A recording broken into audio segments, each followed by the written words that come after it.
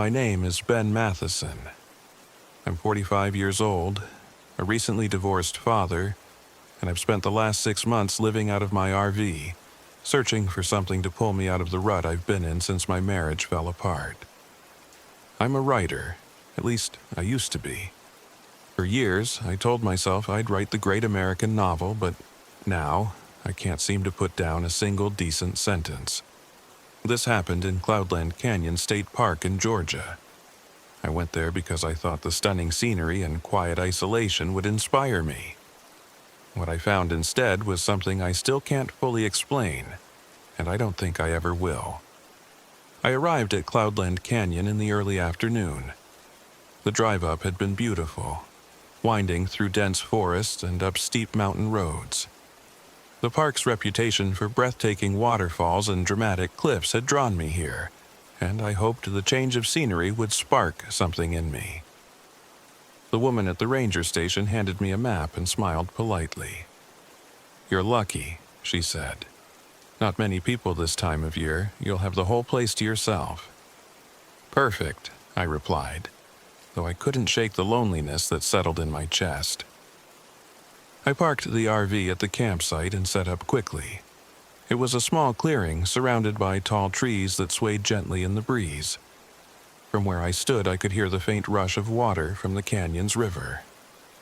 After setting up my chair and grabbing a beer, I pulled out my laptop and stared at the blank screen.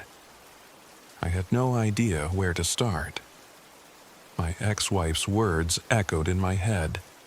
"You're always chasing inspiration, Ben, but you never finish anything." Frustrated, I grabbed a book instead. Charlotte's Web, Emma's favorite. She used to beg me to read it to her every night before bed when she was little. I brought it along on a whim, hoping it might make me feel closer to her. As the sun set, the forest came alive with sounds. Crickets chirping, wind rustling the leaves, and something else. Faint, high-pitched laughter. I froze, listening. It was distant, almost like the sound of kids playing. But there was no one else here, and I hadn't seen another soul since I arrived. I shook it off, telling myself it was just an echo of the wind, and went inside the RV to sleep. The next morning, I decided to hike down into the canyon. The trail was steep and slippery, but the view was worth it. The river snaked through the canyon floor, glinting in the sunlight, and waterfalls cascaded from the cliffs above. As I walked along the riverbank, I noticed something odd. A set of small barefoot footprints in the mud. They looked fresh, the edges still crisp. "Must have been from a kid earlier," I muttered, though I knew that didn't make sense. There were no families camping nearby, and the ranger had said I was alone. I followed the footprints for a while until they vanished near the water's edge. The air felt colder there, and a shiver ran down my spine. That night, the laughter returned. I was sitting by the fire reading aloud from Charlotte's Web for no reason other than to fill the silence. I just finished a chapter when I heard it again. High, tinkling laughter, unmistakably that of children. This time it was closer. "Hello?" I called out, shining my flashlight into the trees. The beam sliced through the darkness, but nothing moved. Then I heard it. "Keep going." I froze. It was Emma's voice, clear as day, though I knew she was hundreds of miles away with her mother. "Emma?" I whispered. Silence. I didn't sleep that night. The next day, I ventured deeper into the canyon. Something about the laughter and the footprints nagged at me, pulling me further in. I told myself it was just curiosity, that maybe I'd find some old campsite or an abandoned trail that would explain everything. Instead, I found the graveyard. It was hidden behind a tangle of vines and brush, the headstones tilted and weathered with age. Most of the names had been worn away by time, but I could still make out the dates. 1933, 1934, 1935. One headstone stood out. It was newer, the stone bright and unmarked by moss. My stomach dropped as I read the name, Benjamin Matheson. I stumbled back, my heart pounding. My name was on that stone. I ran back to the campsite, but something had changed. The forest seemed darker, the air heavier. The laughter followed me, no longer distant, but circling me, darting from tree to tree. When I reached the RV, I grabbed my keys and climbed inside, desperate to leave. The engine sputtered, coughed, and died. No, no, no, I muttered, trying again. The RV wouldn't start. The laughter grew louder. It was joined by whispers now, faint and unintelligible. I slammed the door shut and locked it, but I knew that wouldn't stop whatever was out there. As the night dragged on, I sat in the driver's seat, gripping the wheel like it could save me. The whispers and laughter surrounded the RV, growing louder and more insistent. Then the knocking started. It came from the roof, the windows, the walls. Soft at first, like a child tapping to get someone's attention, but it grew harder, more frantic. "Leave me alone," I shouted, though I knew it was useless. The knocking stopped. For a moment, everything was silent. Then a voice whispered through the vent, "Why did you leave us?" By dawn, the noises had stopped, but I knew I couldn't stay. Grabbing my pack, I fled on foot, stumbling through the forest towards the main road. The laughter followed me, echoing through the trees. I couldn't tell if it was real or just in my head. As I crossed the river, I tripped over something lodged in the mud. It was a small, leather-bound journal, its cover warped and faded. I opened it, flipping through pages filled with a child's handwriting. The journal belonged to a boy named Henry, one of the children who had drowned in the flood. He'd dreamed of being a writer, just like me. I made it to the ranger station hours later, exhausted and shaking. I didn't tell them everything, just enough to explain why I'd abandoned my RV. I left the park that same day, but the canyon stayed with me. I couldn't stop thinking about the children, about the grave with my name, about Henry's journal. It's been months now, and I finally started writing again. The book is based on what happened to me in Cloudland Canyon, though I doubt anyone will believe it. Sometimes, late at night, I hear laughter outside my window, and I wonder if they're waiting for me to come back.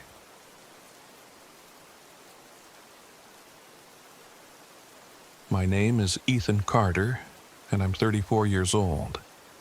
I make my living as a survivalist YouTuber, traveling to remote places to teach people how to camp, build shelters, and survive off the grid.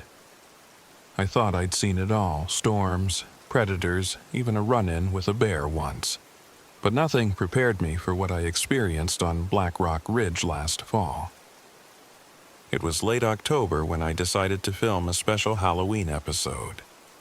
I'd picked Black Rock Mountain State Park in Georgia because it was remote, rugged, and full of folklore.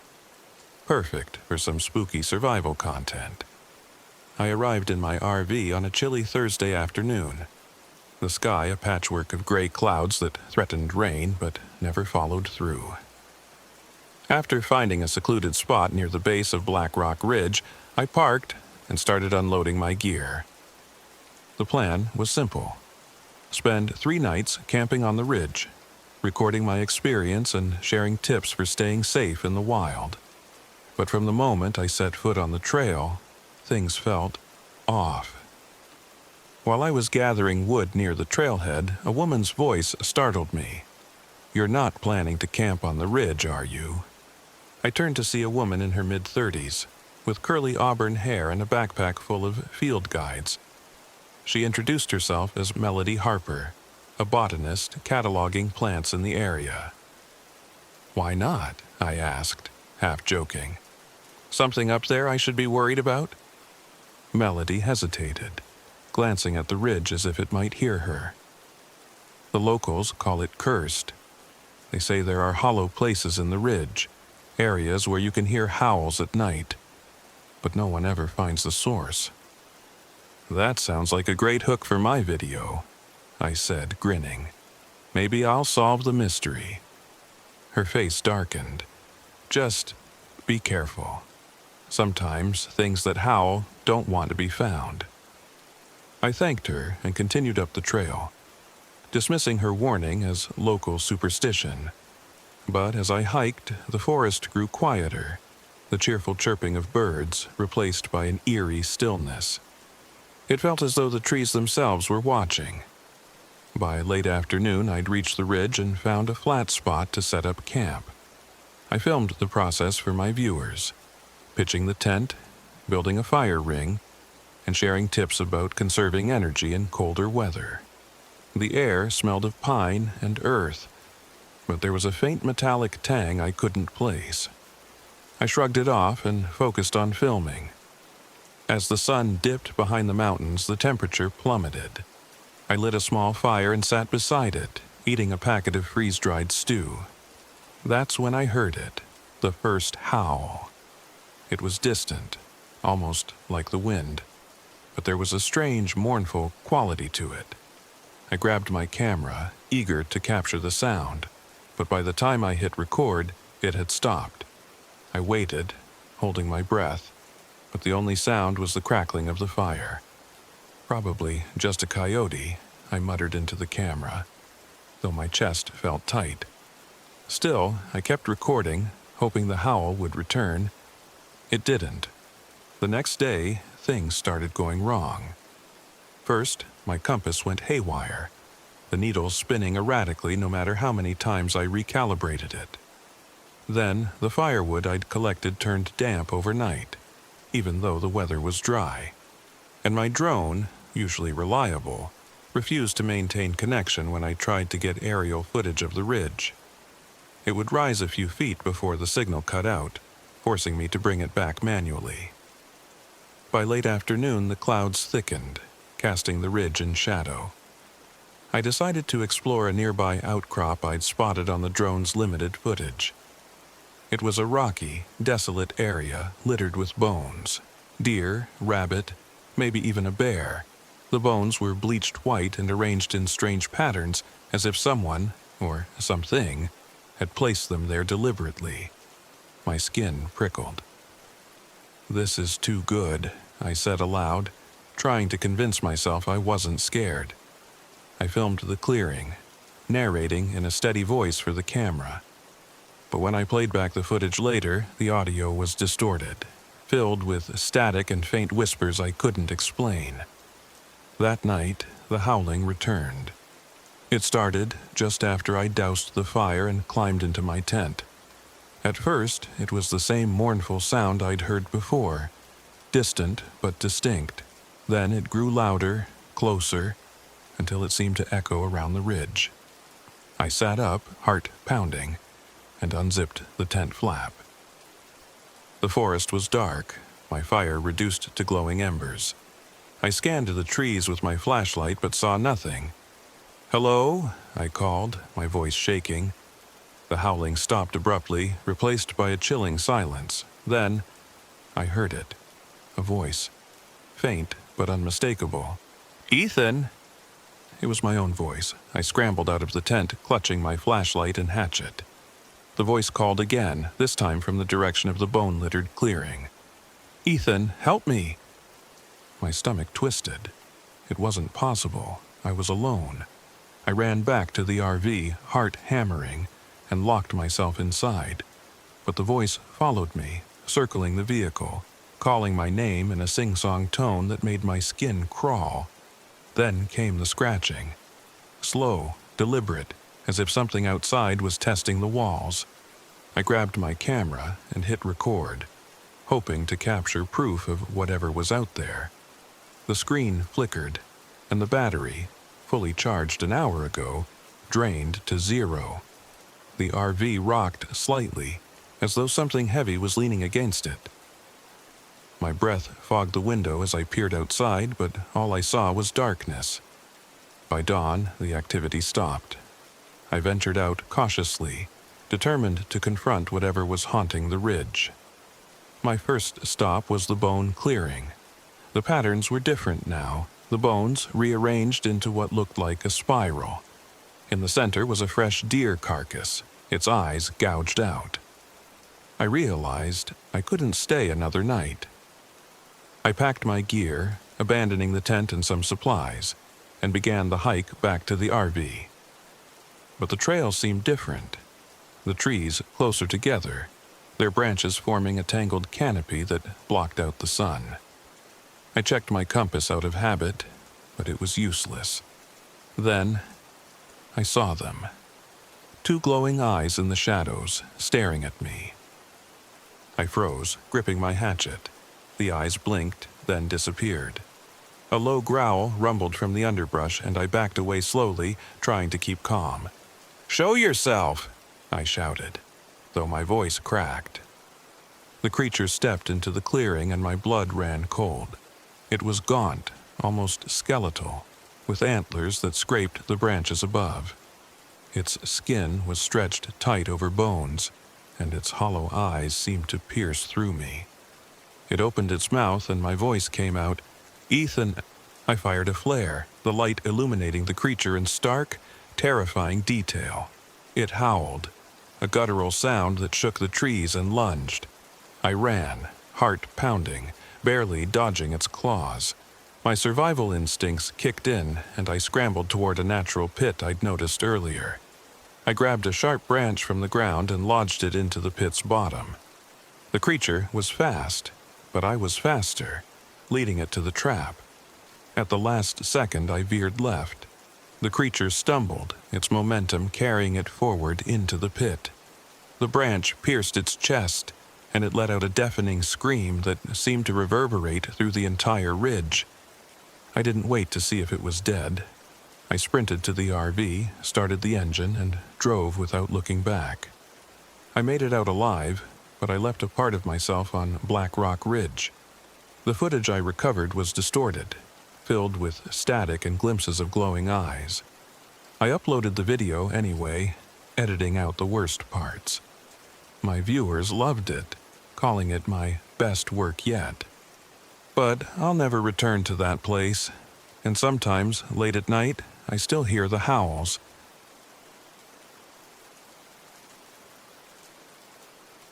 My name is Grace Turner, and I'm 42 years old. This happened last fall, during one of the loneliest times of my life. My marriage had just ended, and I'd sold the house we shared. I bought an RV, figuring I could escape the memories by embracing solitude, just me and the open road. It worked, at first. But my trip to Cloudland Canyon State Park, deep in the heart of Georgia, changed everything. I arrived at the park on a crisp October morning, the kind of day where the air feels electric, and the trees seem to glow in shades of amber and crimson. The place was beautiful, and I hoped it would be the balm my soul desperately needed. I parked my RV in a quiet spot near the trailheads, checked in at the ranger station, and set off to explore. The ranger on duty, Gideon Hatch, was a wiry man with a weathered face that reminded me of tree bark. He handed me a map and pointed out the marked trails. "Raven Rock Trail's closed," he said, his voice low and gravelly. "Landslides. Best to stay clear." I glanced at the map, where Raven Rock was circled in red. It didn't look dangerous to me. In fact, the isolation sounded perfect. "Got it," I said, folding the map and tucking it into my pack. I had no intention of staying clear. That afternoon I hiked the main trail, which was crowded with families and couples snapping photos of waterfalls. It was lovely, but not the solitude I craved. I veered off onto the unmarked path that led to Raven Rock. The trail was overgrown, but the sound of distant birds and the crunch of leaves underfoot made it feel alive in a way I hadn't felt in months. About halfway up, I noticed strange carvings in the trees. Symbols I didn't recognize, circles, spirals, and jagged lines. I stopped to take a few pictures, figuring they were graffiti from some bored kids. But as I continued, the carvings became more intricate, more deliberate. They unsettled me, though I couldn't explain why. When I finally reached the end of the trail, I found a clearing dominated by a massive, weathered rock formation, Raven Rock. To one side, a crumbling stone altar jutted from the earth, its surface covered in moss. Nearby, a dilapidated cabin slouched under the weight of years. The door was rusty, almost fused shut, but the air around it felt cold, as if the cabin itself exhaled frost. I shivered and took a step back. The sun was starting to dip low, and the shadows stretched long and thin. That night, back in my RV, I couldn't stop thinking about the carvings and the cabin. I went through the photos I'd taken, but when I looked at the ones of the symbols, they seemed different. The lines were sharper, more chaotic. One symbol in particular, a spiral with jagged edges, seemed to vibrate in my mind. I closed my laptop and climbed into bed, determined to shake it off. Then came the tapping. It started soft, like a fingernail lightly rapping on the window by the kitchenette. I froze, heart pounding. I was in the middle of nowhere, and no one should have been outside. The tapping stopped, and I let out a breath. "Mistakes happen," I whispered to myself. "It's nothing." Then it came again. This time, from the back window. Tap, tap, tap. I shot up, grabbed a flashlight, and threw on a jacket. "Who's out there?" I called, trying to sound brave. I opened the door and shone the light around. The forest was silent, the air still. "Just the wind," I muttered, though I didn't believe it. I locked the door and climbed back into bed, pulling the covers up to my chin. But sleep didn't come easily. I dreamt of the cabin and the altar, of a woman in black standing at its edge, weeping. The next morning, I decided to confront whatever weird energy this was head-on. I packed a small bag and headed back to Raven Rock. The trail felt different this time, darker, quieter. The birds were gone, and the air was heavier, pressing against my skin. The carvings on the trees seemed to have multiplied overnight. New symbols spiraled up the trunks like some ancient language trying to claw its way out. I hurried past them, clutching my camera tightly. When I reached the clearing, I couldn't shake the feeling that I wasn't alone.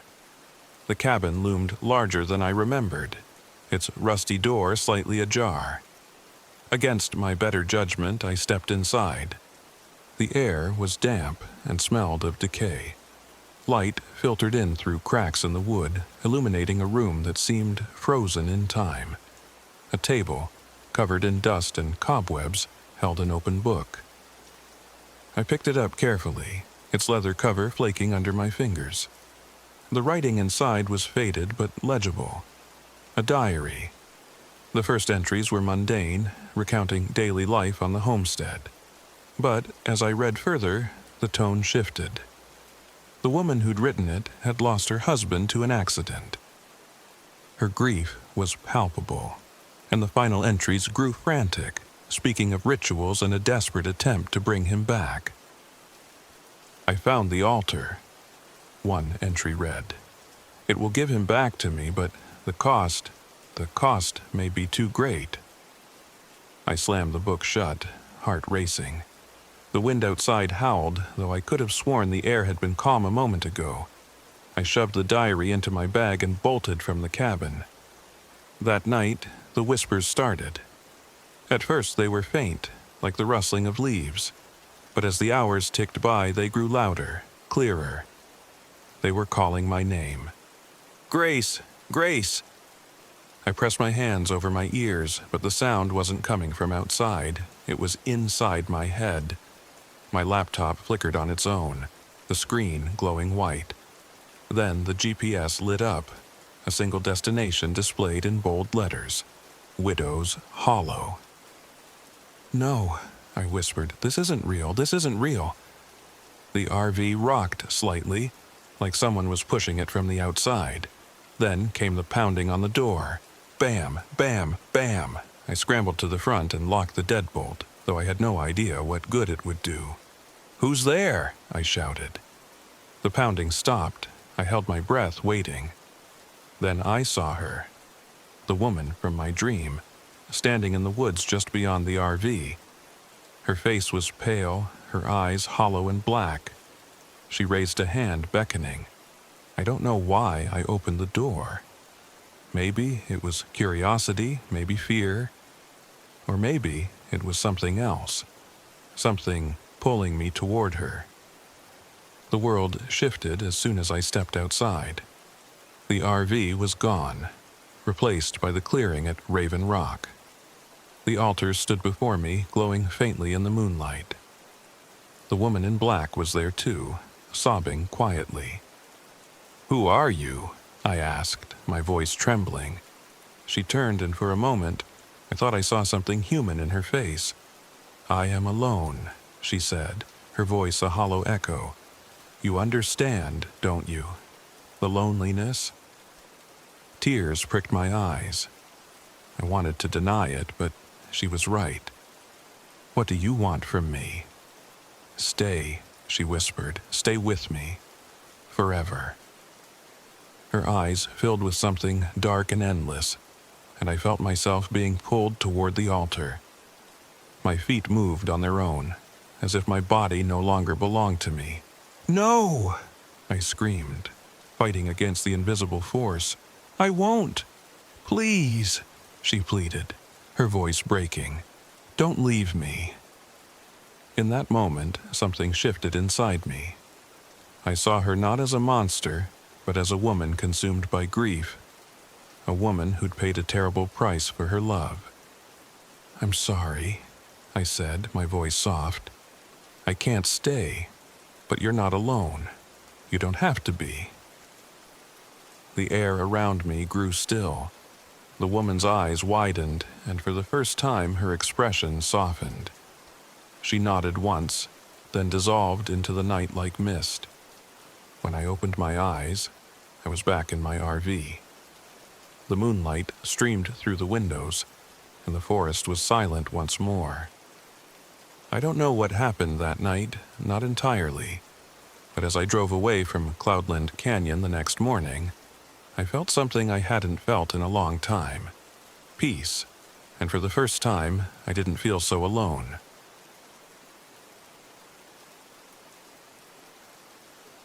My name is Mia Barnes, and I'm 28 years old. What happened to me and my friends on Blood Mountain last fall isn't something I ever plan to talk about. But the nightmares won't stop, and the guilt is suffocating. Maybe telling this story will help me make sense of it, or at least warn someone else. It started on a crisp October morning, with the kind of blue sky that practically begs you to go hiking. I'd convinced my best friend Tyler Perez and his old hiking buddy Lucas Quinn to join me on a weekend camping trip. Blood Mountain had always intrigued me. It's part of the Appalachian Trail in Georgia, and there are tons of stories about it. Ancient Cherokee legends, disappearances, even modern-day ghost sightings. I thought it would be perfect material for my blog. Plus, Tyler could snap some atmospheric photos for his portfolio, and Lucas could enjoy the wilderness he seemed so at home in. We arrived at the trailhead around midday, parked the RV, and set out on foot. The air was fresh and cool, and the trees were ablaze with fall colors. Lucas, who was 26 but had the calm, weathered demeanor of someone twice his age, led the way with his pack. Tyler walked beside me, his camera already out, snapping photos of the scenery. "You really believe in all that spooky stuff?" Tyler asked as we climbed a rocky incline. He had a habit of teasing me about my love of folklore. "Not believe, exactly," I said. "But there's usually some truth buried in these stories, and Blood Mountain has plenty of them." Lucas, walking ahead, glanced back. "Some stories are better left alone," he said quietly. "What's that supposed to mean?" I asked. He didn't answer, just turned and kept walking. Tyler rolled his eyes and muttered something about Lucas being dramatic. The trail grew steeper, and we reached a dense patch of woods by late afternoon. The trees seemed taller here, their branches twisting in unnatural shapes. Lucas stopped abruptly, holding up a hand. "What is it?" I asked. "Someone's coming," he said. A moment later, a hunched old man emerged from the trees, his clothes tattered and his face weathered like bark. He looked at each of us in turn, his eyes lingering on me. "Camping up here, are you?" he rasped. "Yes, sir," I said. "Any recommendations?" His face darkened. "Don't camp under the crescent moon, and don't answer if the shadows speak." Before I could ask what he meant, he turned and shuffled back into the woods, disappearing almost as suddenly as he'd appeared. "Well, that wasn't creepy at all," Tyler said, snapping a picture in the direction the man had gone. Lucas said nothing, but his jaw tightened. We found a clearing to set up camp just before sunset. It was a quiet, secluded spot, surrounded by tall pines. The crescent moon hung low in the sky, casting faint silver light. I ignored the old man's warning. After all, it was just a story, right? The first strange thing happened as we unpacked. Lucas's compass was spinning erratically, refusing to settle. He muttered something about magnetic interference and shoved it in his pocket. Then Tyler's camera started acting up, refusing to focus on the clearing itself, though it worked fine when aimed anywhere else. "This place gives me the creeps," Tyler said, setting his camera aside. "Come on," I said, forcing a laugh. "It's just a weird coincidence. Don't let your imagination run wild." We built a fire, cooked dinner, and tried to shake off the unease, but the forest seemed too quiet. There were no crickets, no rustling leaves, no distant calls of birds. Just an oppressive silence. Around the fire, Tyler tried to lighten the mood by joking about the old man. "Don't answer the shadows, or they'll steal your soul," he said in a mock, scary voice. I laughed, but Lucas didn't. "Stop it," Lucas said sharply. "This place isn't a joke." Tyler raised an eyebrow. "You believe in this stuff?" Lucas hesitated, then said, "I've heard stories. My grandmother used to warn me about this mountain. Said there were things here older than we could understand. Things that don't like being disturbed." That shut Tyler up, but the uneasy silence returned, heavier than before. As the night wore on, the fire burned low and the temperature dropped. I wrapped my jacket tighter around me and was about to suggest turning in when I heard it. A faint voice, calling my name. "Mia." I froze. The voice was soft and distant, like it was coming from deep in the woods. "Did you hear that?" I whispered. "Hear what?" Tyler asked. "Mia." The voice came again, closer this time. It sounded like Tyler, but he was sitting right next to me. I turned to him, my heart pounding. "Did you just say my name?" "No," he said, his brow furrowed. "Why?" "Mia, stop," Lucas said, his voice low and urgent. "Don't answer. Don't even look." "What's going on?" Tyler demanded. Lucas stood, his eyes scanning the darkness. "We need to douse the fire now." Tyler started to argue, but I grabbed his arm. "Do it," I said. "Please." We smothered the fire, plunging the clearing into darkness. The voice came again, louder and more insistent. "Mia, help me!" It was Tyler's voice, but wrong.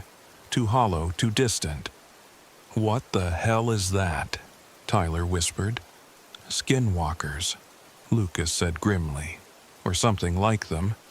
They mimic voices to lure you away. Stay together and don't answer them." We huddled close, every shadow around us seeming to move. Glowing eyes appeared in the trees, dozens of them watching. My breath came in short gasps as the voices multiplied, calling each of our names in turn. Lucas, Tyler, Mia. The voices were everywhere, circling us. I felt panic rising, but Lucas gripped my arm. "Don't move," he said. "They're waiting for us to split up." "How do we stop them?" I whispered. Lucas hesitated. "There's an altar. I saw it earlier on a ridge not far from here. We might be able to appease them."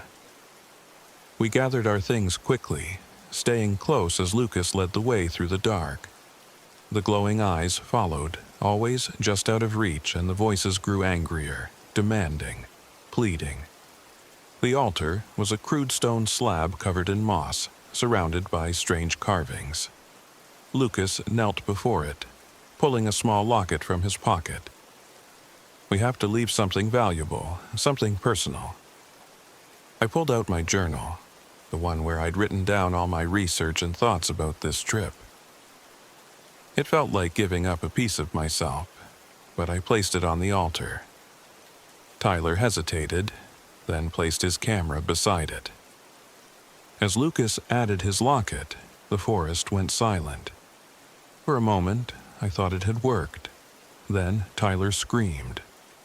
We turned to see him being dragged into the trees, his flashlight spinning wildly. I ran after him, but Lucas grabbed me. "It's too late," he said. "We have to go." I fought him, screaming Tyler's name, but he held on. "If we go after him, we'll all die," he shouted.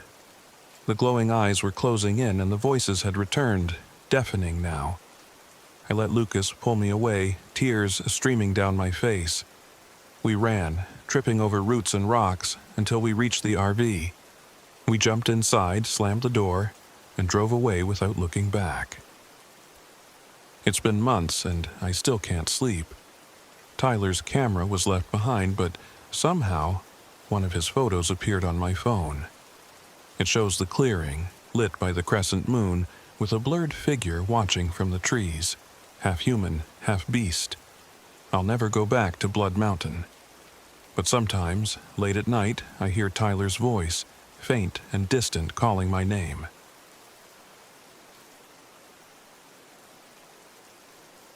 My name is Daniel Reeves, and I'm 38 years old.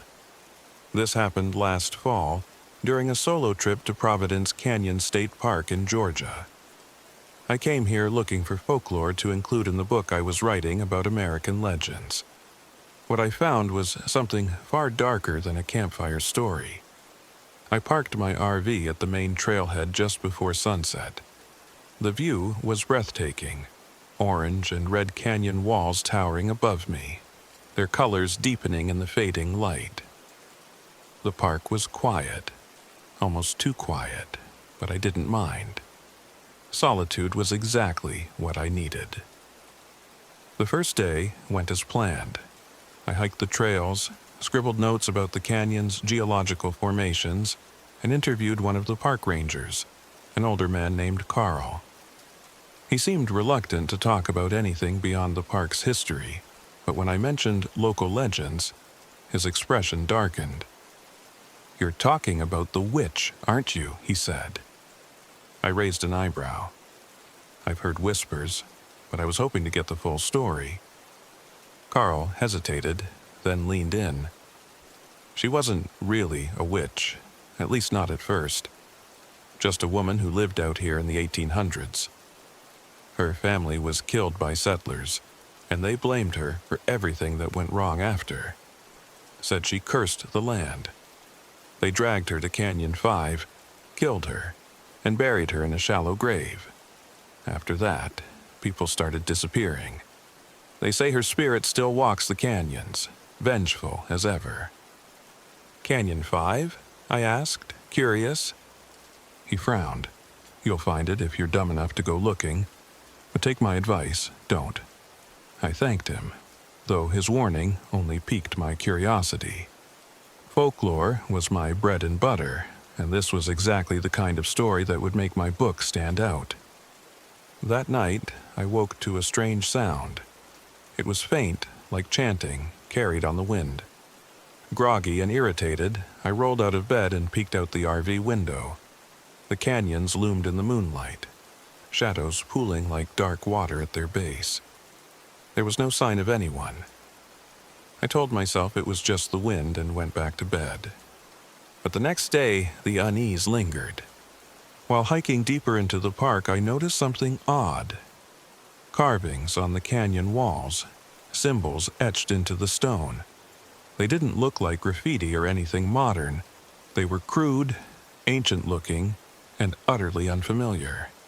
I snapped pictures and continued on, the air around me growing heavier the closer I got to Canyon 5. By the time I reached the entrance, my skin was prickling with unease. The canyon walls seemed taller here, the shadows darker, and the silence almost oppressive. I shouldn't have gone in, but curiosity pushed me forward. The clearing wasn't hard to find. It was a small, flat area surrounded by sandstone walls. In the center stood a crude stone altar, blackened as if by fire. Around it were wooden effigies, their shapes vaguely human but twisted and wrong. The air was thick, like breathing through wool, and I felt a deep instinctive urge to leave. Still, I approached the altar. I wasn't sure why, maybe to prove to myself that I wasn't scared. As I got closer, I noticed something glinting on the ground. An old metal locket, tarnished with age. When I picked it up, a wave of dizziness washed over me. Images flashed through my mind. A woman screaming, her face twisted in fury, men dragging her through the canyon. Her final, chilling words, "This land will take you as it took me." I staggered back, dropping the locket. The world seemed to tilt, and I heard it again, the faint chanting. Only now, it wasn't distant. It was close, too close. I ran. That night, back at the RV, I tried to rationalize what had happened. Maybe I'd been dehydrated or overworked. But as I sat there, poring over my notes, something shifted in the room. The temperature dropped, and a faint scratching sound came from outside. I froze, my heart pounding. Slowly, I moved to the window and peered out. A figure stood at the edge of the campsite, barely illuminated by the moonlight. It was a woman, her clothes tattered and blackened, her hair wild and matted. Her face was obscured, but I could feel her gaze, cold and furious. Before I could react, she was gone. The following morning, I found scratches on the RV's walls, deep, jagged marks that hadn't been there the night before. My first instinct was to pack up and leave, but the rational part of me refused. This was my job, after all. I was here to dig into local legends, and what was happening could make for an incredible chapter in my book. Still, I couldn't shake the feeling that I was being watched. Determined to find answers, I returned to Canyon 5, armed with a flashlight and a notepad. This time, I found more than the altar. Hidden in the shadows was an old journal, its leather cover cracked and worn. The handwriting inside was shaky, the entries frantic. Whoever had written it had experienced the same things I was: a figure in the night, strange carvings, an oppressive presence. The last few entries described a ritual to dispel the curse, burning the effigies and spilling a few drops of blood on the altar. It was risky, the journal warned. The witch's spirit wouldn't let anyone disturb her domain without a fight. That night, I prepared for the ritual. I built a small fire near the altar, gathered the effigies, and steeled myself for what was to come. The chanting began almost immediately, louder now, surrounding me. The shadows seemed to twist and writhe, and the air grew colder with every passing second. Then she appeared. The witch's spirit emerged from the darkness, her hollow eyes fixed on me. Her mouth opened in a silent scream, and the fire flickered as if about to die. My hands shook, but I forced myself to continue. I tossed the effigies into the flames, watching as they burned, and sliced my palm with a pocket knife, letting a few drops of blood fall onto the altar. Her scream became audible then, a piercing, guttural sound that made my ears ring.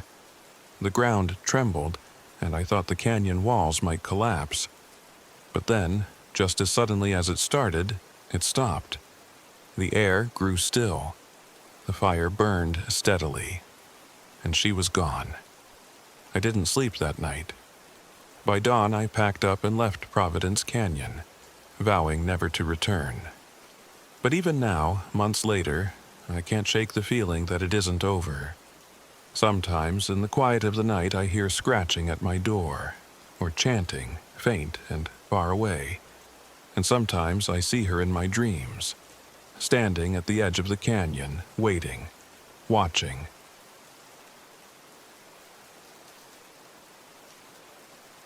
My name is Emily Harper.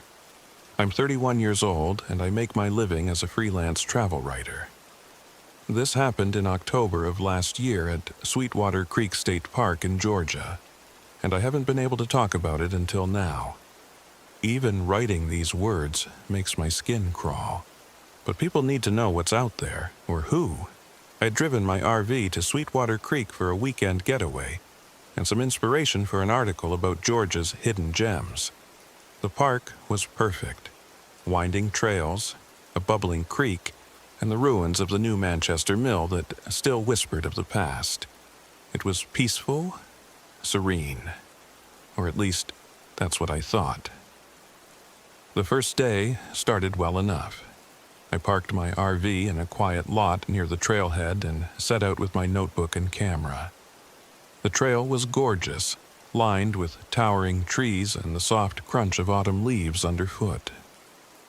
I stopped frequently to jot down notes or snap pictures of the golden light filtering through the branches. Everything felt alive, yet still. When I reached the ruins of the mill, the sensation hit me, an odd tingle at the back of my neck. It wasn't exactly fear, but it felt like being watched. The ruins stood there, stoic and skeletal, a reminder of the lives that had worked and struggled there centuries ago. The air was heavier here, as if the past clung to the stones themselves. I shook off the feeling and snapped some pictures, focusing on the beauty of the ivy-covered walls and the soft sunlight glinting off the creek. But as I turned to leave, I swore I heard faint laughter, high-pitched and distant. I spun around, but there was no one there, just the wind brushing through the trees. Probably some kids, I muttered to myself, though I hadn't seen another soul all day. That night, as I sat in my RV typing up notes, the eeriness began to creep back. The woods outside my window were pitch black, and the only sound was the occasional rustle of leaves in the breeze.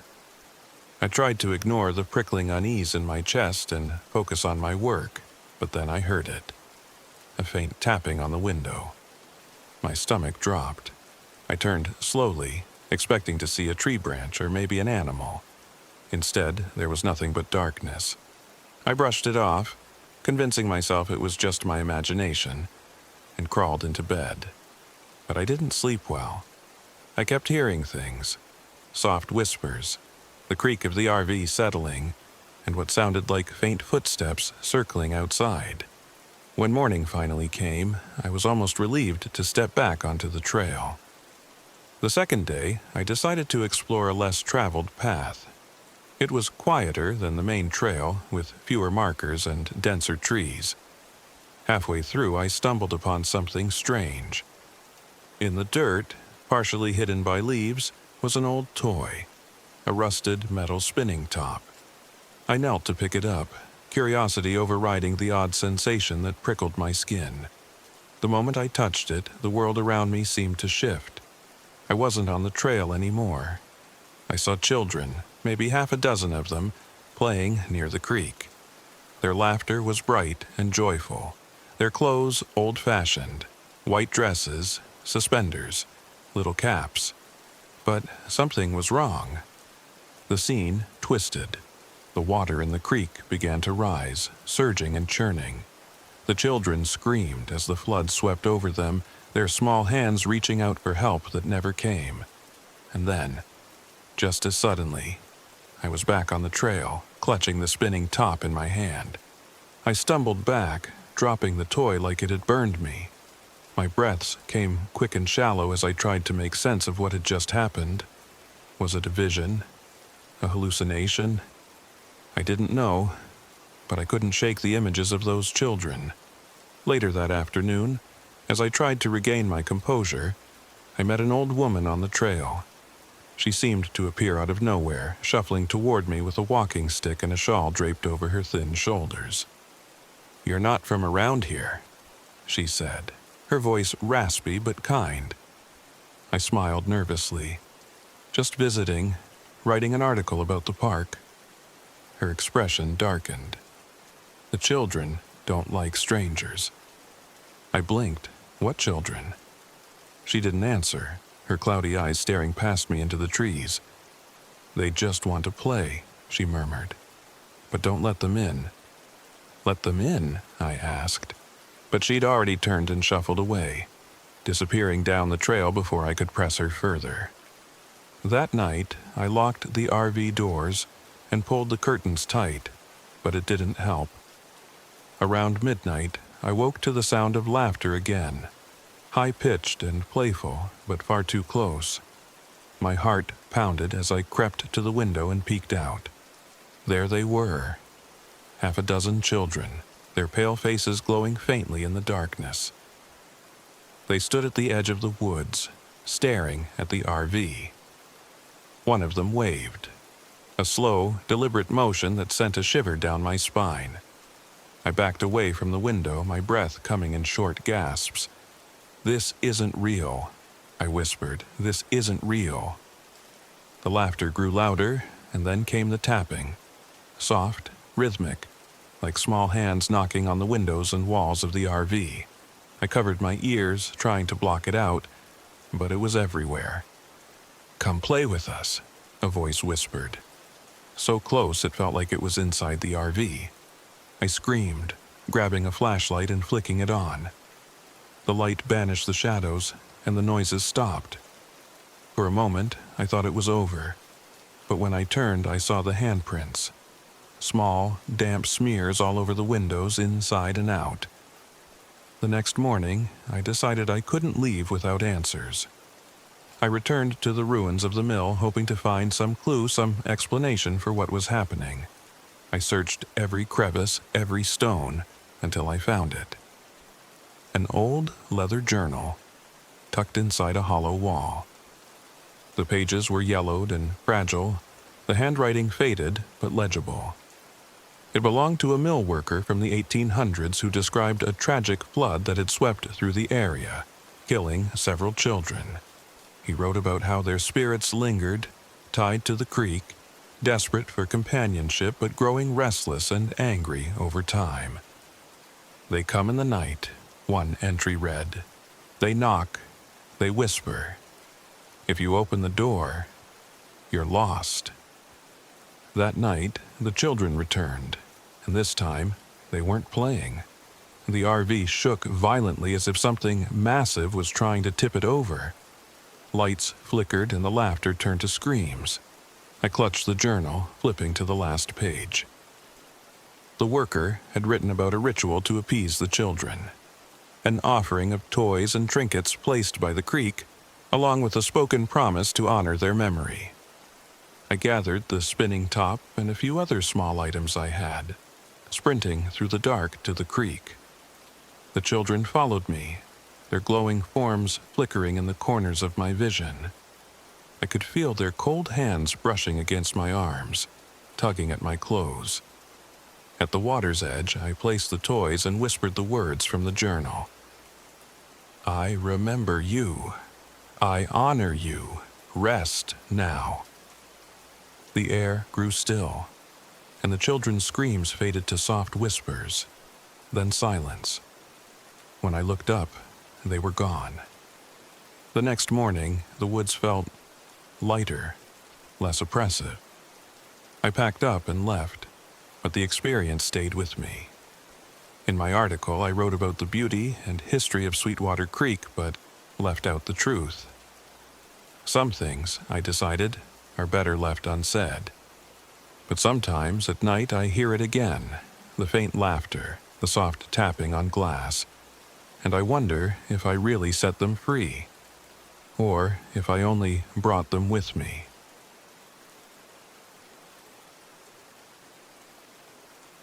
My name is Mark, and I'm 22 years old. This happened in late October, deep in the heart of the Cohutta Wilderness in Georgia. I still don't know how much of it was real, or if I'm just losing my mind. Maybe writing this down will help me make sense of it all. Or maybe I just need to warn others. It started as a weekend trip with my best friend, Chris. He's 23, a biology major, the rational one. Me? I'm the dreamer, the one who dropped out of college because I wanted more from life than lectures and assignments. I wanted adventure, and this trip was going to be our ticket to something bigger. Proof that cryptids like skinwalkers aren't just legends. We drove out early Saturday morning in my beat-up RV. Chris had rolled his eyes at my last-minute packing job. "Mark, you didn't bring the backup map? And where are the water tablets?" "I got it all covered," I'd said with a grin, waving my phone. "Technology, my friend. GPS is all we need." He shook his head, muttering something about my overconfidence. The Cohutta Wilderness is beautiful in the fall. Trees blaze with reds and golds, and the air has that crispness that wakes you up better than coffee. But the deeper we drove, the quieter it became. By the time we parked near the Jacks River Trail, it felt like the world had closed in on us. "This is perfect," I said, grabbing my camera. "Just think, Chris, if we catch something, we're going viral." Chris didn't look convinced. "Let's just not get lost, okay?" The first day was uneventful, but the signs were there if I'd been paying attention.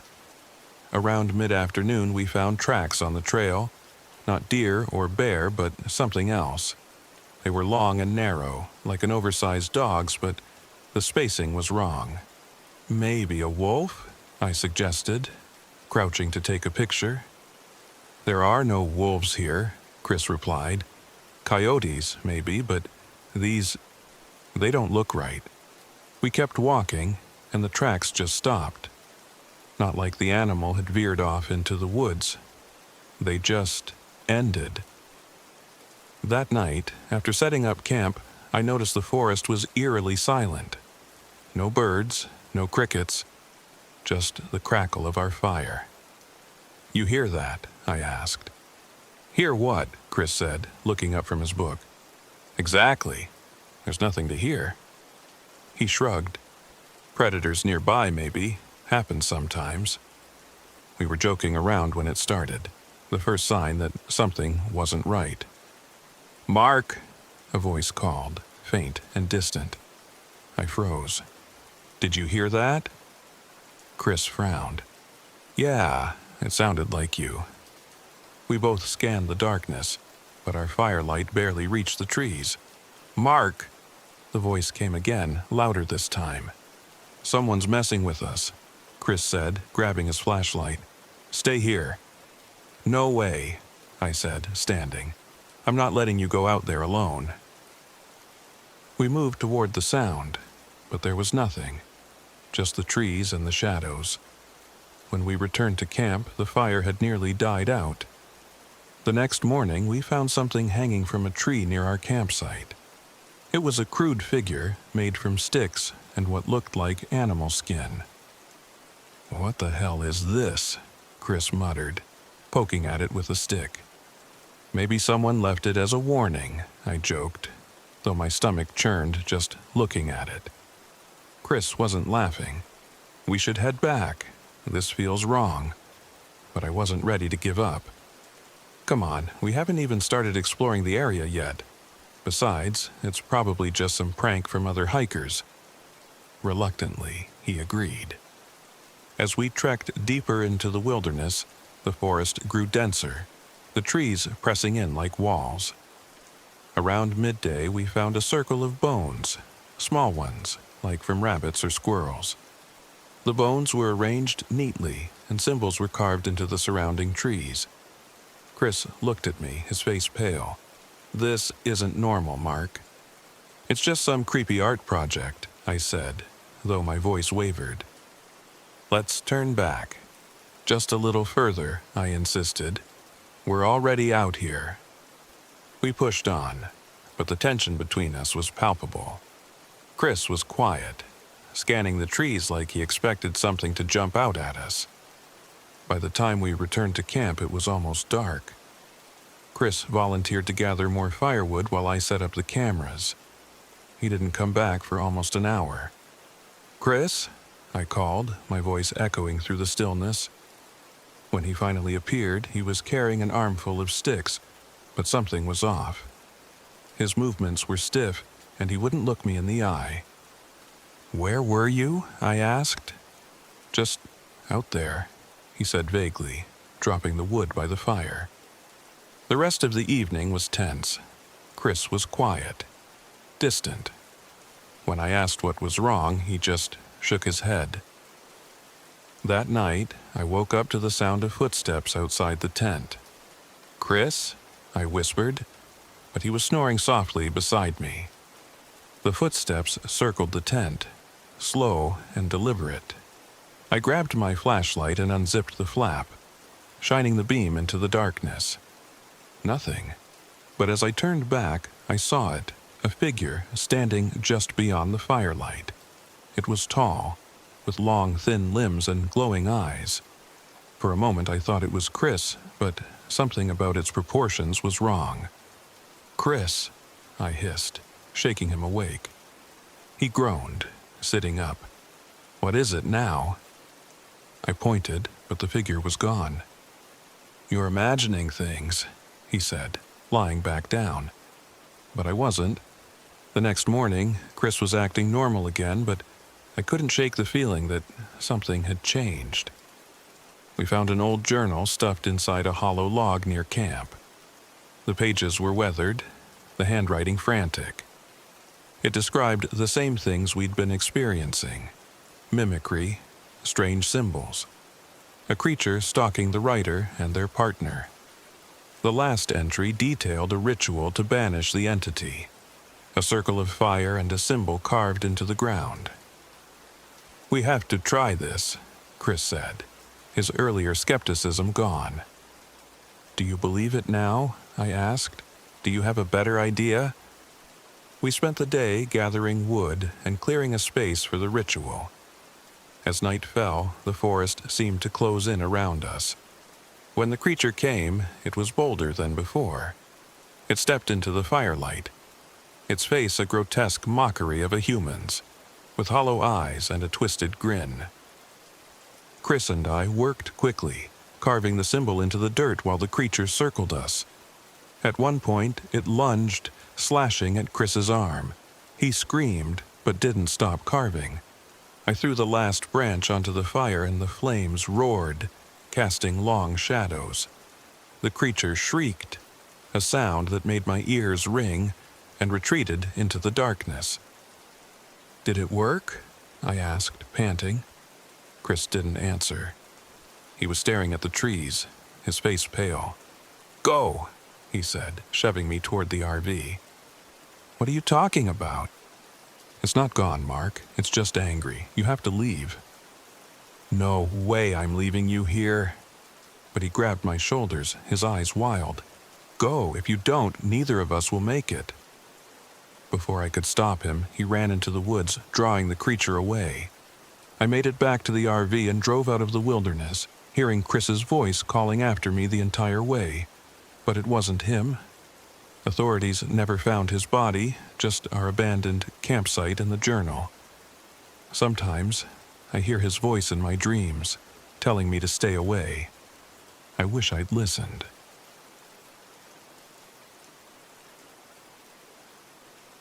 My name is Victor Kane, and I'm 42 years old. This happened last fall, during what was supposed to be a peaceful RV trip through Georgia's wilderness. I was there to gather material for my book, a collection of myths and legends tied to offbeat locations. What I found instead was something far darker than I ever could have imagined. It all began when I parked my RV at Black Rock Mountain State Park. The park was stunning, perched high in the Blue Ridge Mountains. From my campsite, I had an incredible view of the rolling hills, the valleys shrouded in mist. It was the perfect setting to write and reflect. But what drew me here wasn't just the scenery. It was the legend of a small, unnamed lake nearby, a place the locals called the Devil's Mirror. The stories varied. Some said it showed people their true selves, while others claimed it drove campers mad, feeding on their deepest fears. I didn't believe in any of it, of course. To me, it was just a good hook for a chapter in my book. On my first day, I met a hiker named Paula while exploring a nearby trail. She was in her late 30s, with a sunburned face and an easygoing demeanor. We exchanged small talk before I mentioned my interest in the lake. Her smile faltered. "You're not planning to go down there, are you?" I laughed. "I have to. It's for my book." She shook her head, her expression grave. "Listen, I don't know what you've heard, but that place isn't right.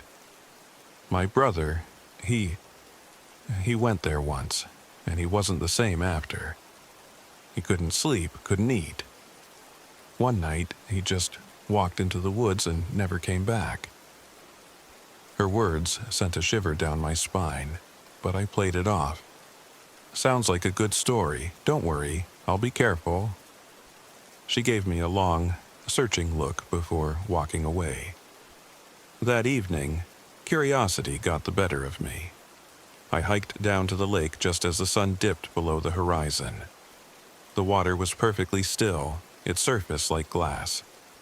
The surrounding trees and sky reflected so clearly that it was hard to tell where the water ended and reality began. I crouched at the edge, peering into the mirror-like surface.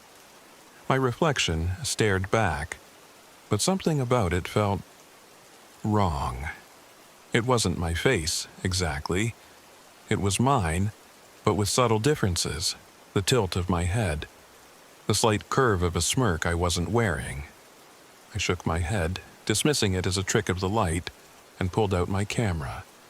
I snapped a few photos, but the viewfinder flickered strangely, as if the camera didn't want to focus. Then I heard it. A faint whisper just behind me. "Victor." I spun around, but there was no one there. Back at the RV, I couldn't shake the feeling that something was watching me. As I reviewed the photos I'd taken, my stomach tightened. Every image of the lake was distorted. My reflection seemed to loom larger than life, its face darkened, its eyes hollow. That night, I barely slept. Whenever I closed my eyes, I felt a presence in the RV. Once, I thought I saw movement in the reflection of the microwave door, a fleeting shadow that didn't belong to me. By morning, I was exhausted, but determined to continue my research. I returned to the lake the next afternoon, determined to prove to myself that nothing was wrong. But as I approached, the air seemed heavier, colder. I sat on a rock by the water and stared into its depths. This time, my reflection didn't just stare back, it spoke. "You abandoned her." I froze. The voice was low and distorted, but unmistakably mine. "What?" I whispered. "You left her. You left them." My throat tightened. Images of my ex-wife, my daughter, flooded my mind. The divorce had been messy, and I'd been too consumed with my career to fight for custody. "That's not true," I said, my voice trembling. The reflection tilted its head, its smirk widening. "Isn't it?" I scrambled to my feet, heart pounding, and stumbled back toward the trail. The whispering followed me all the way to my RV. The next few days were a blur of paranoia. The whispers became louder, more insistent. My reflection in the RV windows seemed to move independently, watching me with an unsettling intensity. One night, I woke to find the RV filled with a strange, shimmering light. My reflection was everywhere, on the windows, the appliances, even the darkened screen of my laptop.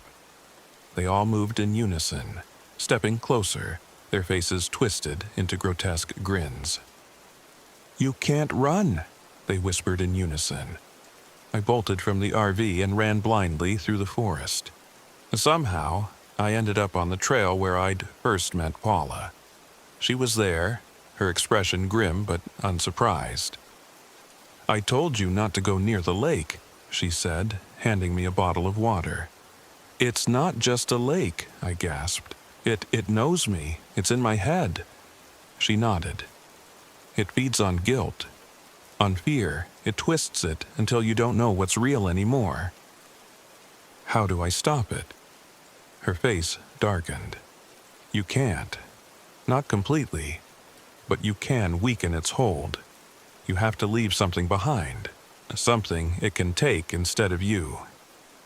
Determined to end the nightmare, I returned to the lake one last time. The whispers grew louder with every step, a cacophony of voices accusing me of my failures, my regrets.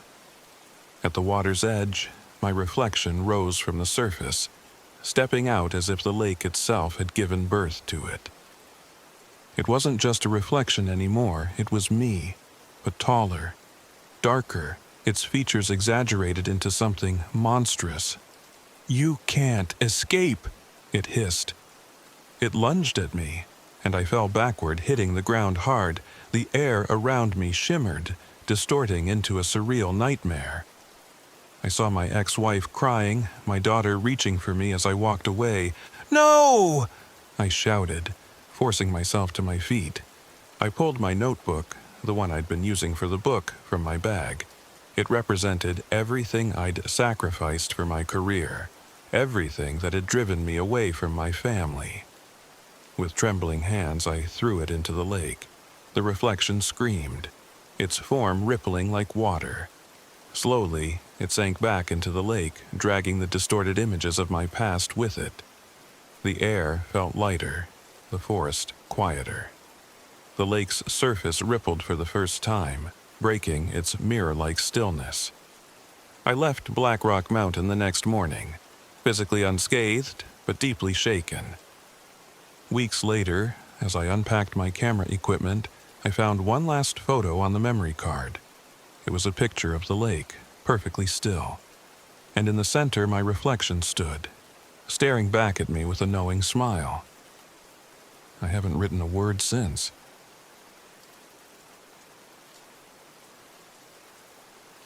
My name is Clara Jensen, and I'm 29 years old. This happened last summer, during a solo RV trip I took to clear my head after a rough year. As a travel nurse, I'm used to stressful situations, but what I experienced in the Chattahoochee-Oconee National Forest was nothing I could have ever prepared for. I had been on the road for a week, slowly making my way through Georgia, stopping at state parks and nature trails. I loved photography and wanted to capture the beauty of the Southeast for my blog. The Chattahoochee-Oconee National Forest seemed like the perfect stop. Remote, serene, and full of untouched wilderness. At least, that's what I thought when I pulled my RV into a quiet clearing near a creek that I'd read about online. The forest was stunning. Dense pines towering above, their green needles casting dappled shadows across the ground. The air smelled fresh, tinged with the earthy scent of moss and damp soil. It was exactly what I needed after weeks of hospitals and highways. But there was something about the silence that didn't sit right with me. No birds, no rustling leaves. Just an oppressive stillness, like the forest was holding its breath. I had just finished setting up my RV and was snapping pictures of the creek when a park ranger appeared, startling me. She was in her early 40s, with a weathered face and sharp eyes. "You camping here?" she asked, her tone neutral but firm. "Yeah," I said, smiling. "Beautiful spot." She nodded slowly, her gaze sweeping the area. "It is, but I wouldn't wander too far off the trail. This area can get disorienting fast. And stay away from the creek after dark." Her words hung heavy in the air. "Why?" I asked, trying to keep my voice light. She hesitated, then shrugged. "It's just not safe. The terrain gets tricky and, well, some people say this part of the forest is strange." Strange.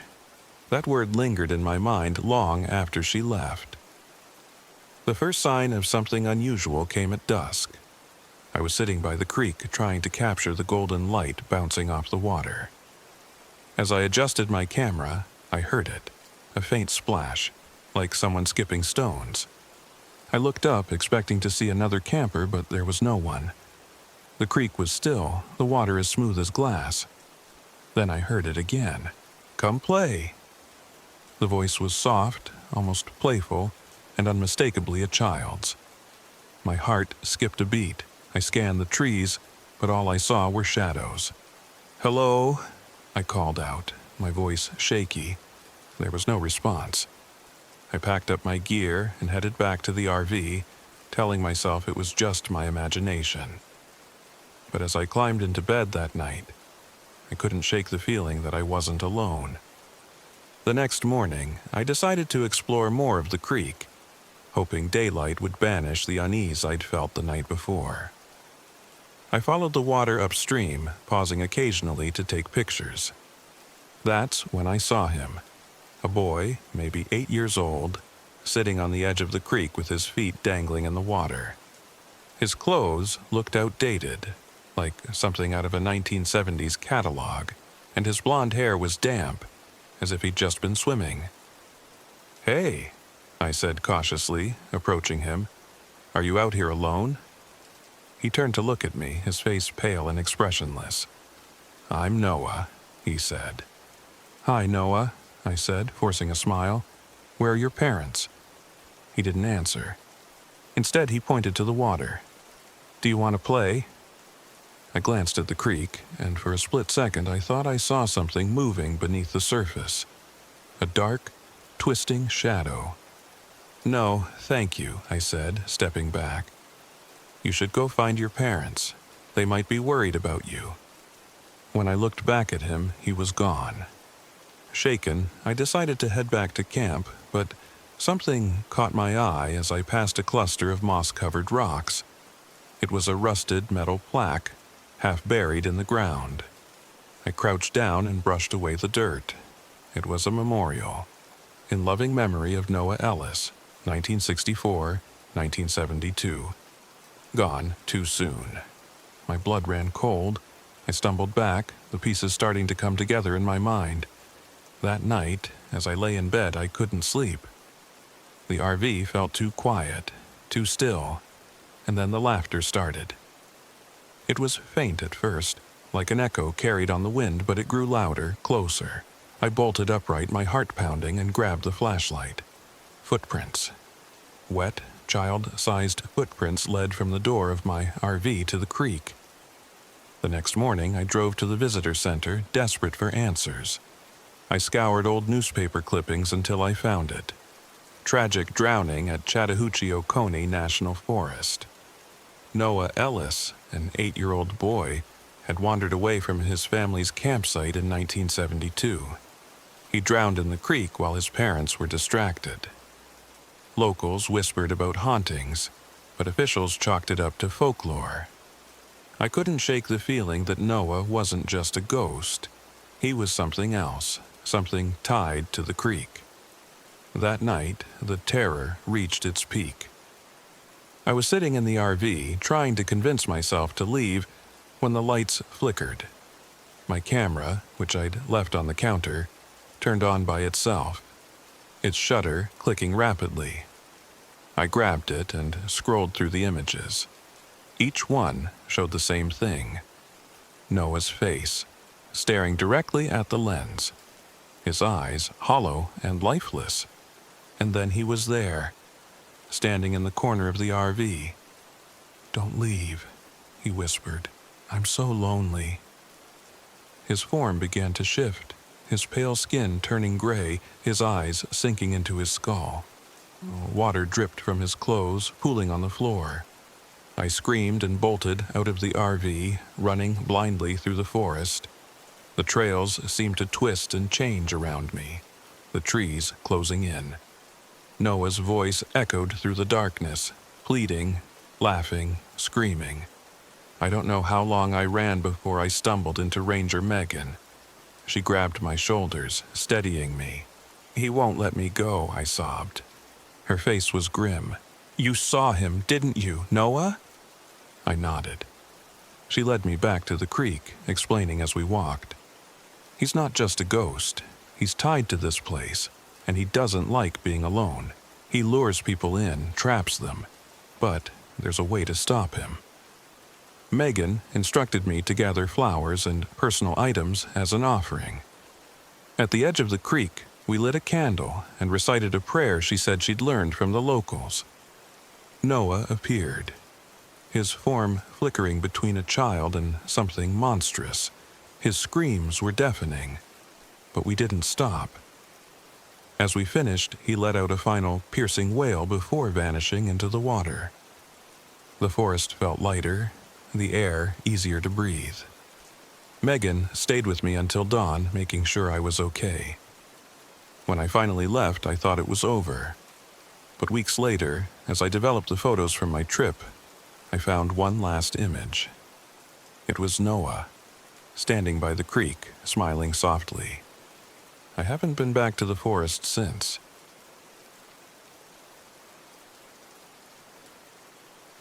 My name is Jack Henderson, and I'm 31 years old. This happened 2 years ago, on a weekend that was supposed to be a romantic getaway. Instead, it became the most horrifying experience of my life.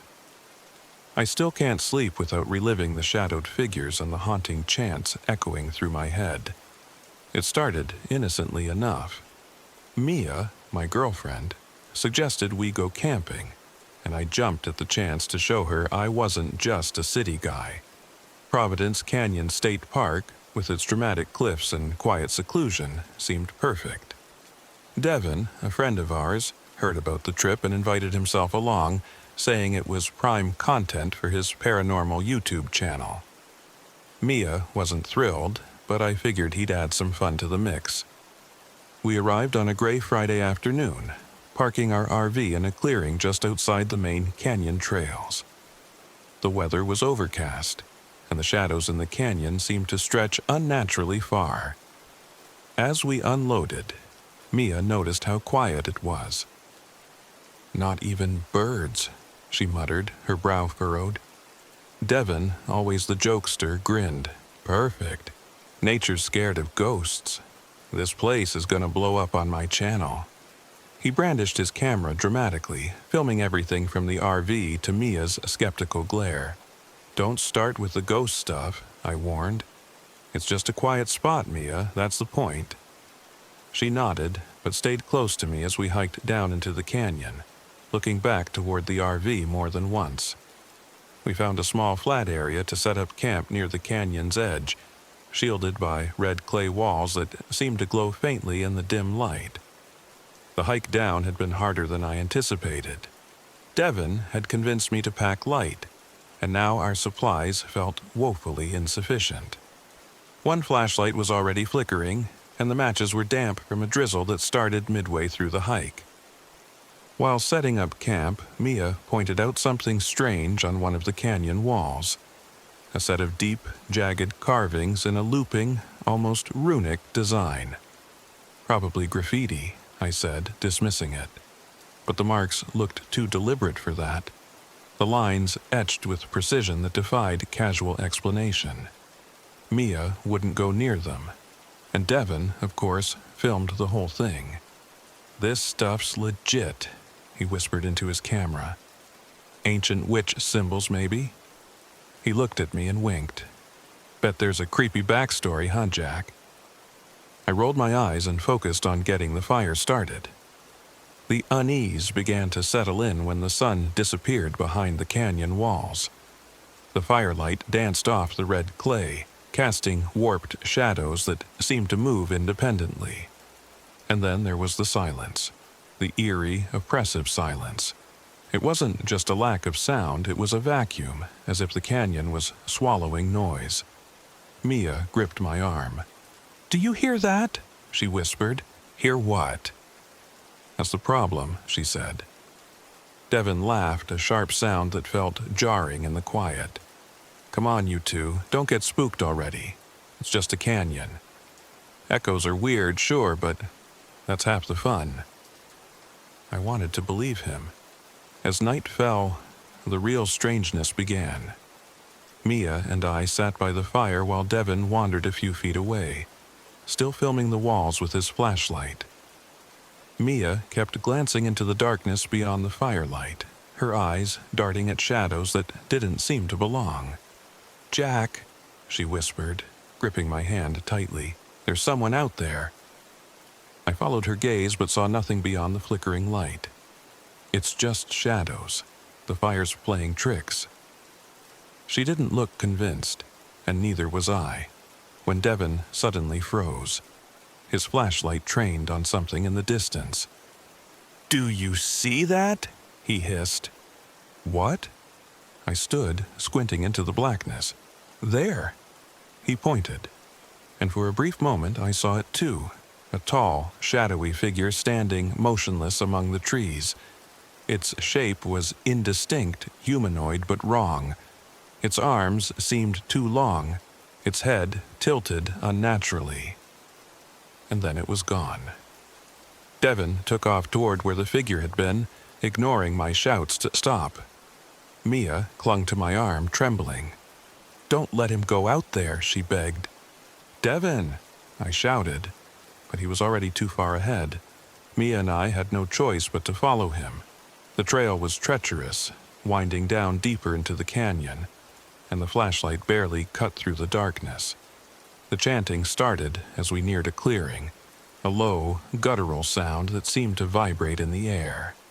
"What the hell is that?" I muttered. "It's them," Mia whispered, her voice breaking.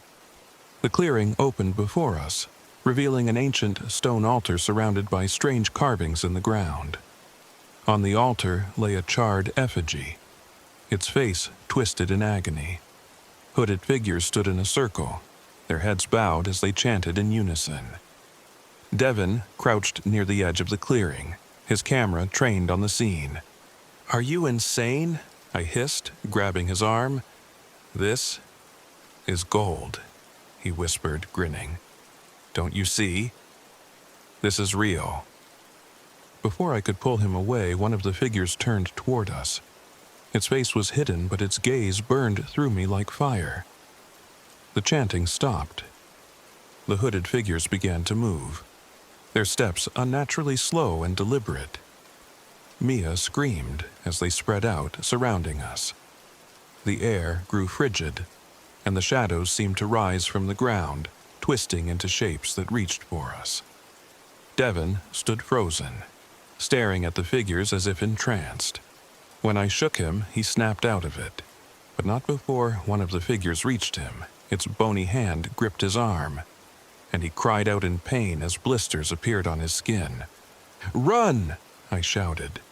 We sprinted back toward the campsite, but the canyon seemed to shift around us. Paths we had taken earlier now led nowhere, the walls closing in.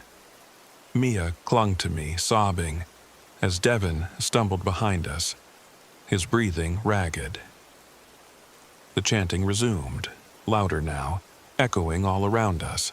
Devin collapsed, clutching his chest. I turned back to help him, but Mia pulled me forward. "Jack, no! We have to go!" I hesitated, torn between saving my friend and protecting Mia. Devin looked up at me, his eyes wide with terror. "Help me," he whispered. But the shadows were already closing over him. His screams cut through the air as Mia dragged me away. When we finally made it back to the RV, the carvings were etched into its sides, glowing faintly in the darkness. I shoved Mia inside and locked the door, my hands shaking. The chanting had stopped, but the silence was worse. "We're not safe," Mia said, her voice hollow. I tried to start the engine, but it wouldn't turn over. In the rearview mirror, I saw them. The hooded figures standing at the edge of the clearing, watching us. One of them raised its hand, and the carvings on the RV flared brighter. Mia grabbed my hand, tears streaming down her face. We have to leave something. An offering. What? Anything. They won't let us go unless we give them something. I fumbled through the RV, grabbing whatever I could, food, supplies, even my watch, and threw them out the door. The figures didn't move. "It's not enough," Mia whispered. She looked at me, her face pale. "It has to be more." Before I could stop her, she stepped out of the RV, clutching the necklace her grandmother had given her. She walked to the edge of the clearing and dropped it at their feet. The figures stepped back into the shadows, disappearing one by one. The engine roared to life. We drove all night, not stopping until we were miles away from the canyon. Devin was gone, and I knew we'd never see him again. Even now, I don't know what we encountered that night. Witches, spirits, something worse. But I do know this: Providence Canyon isn't just a beautiful place. It's a gateway to something dark and ancient, and I'll never set foot there again. Sometimes when I'm alone, I still hear the chanting, and I wonder if the offering was really enough.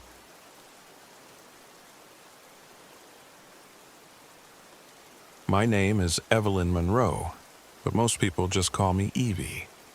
I'm 32 years old, and for the last 3 years I've been living in a renovated RV, traveling the country as a wildlife photographer. I've seen a lot of strange and beautiful things during that time, but nothing could have prepared me for what happened in the Okefenokee Swamp. It was supposed to be just another stop on my endless journey. 3 days alone in one of the most remote wetlands in the country. The swamp was known for its haunting beauty. Cypress trees draped in Spanish moss, waters black as ink, and the sounds of gators growling in the distance. Perfect for my next exhibit. Or so I thought.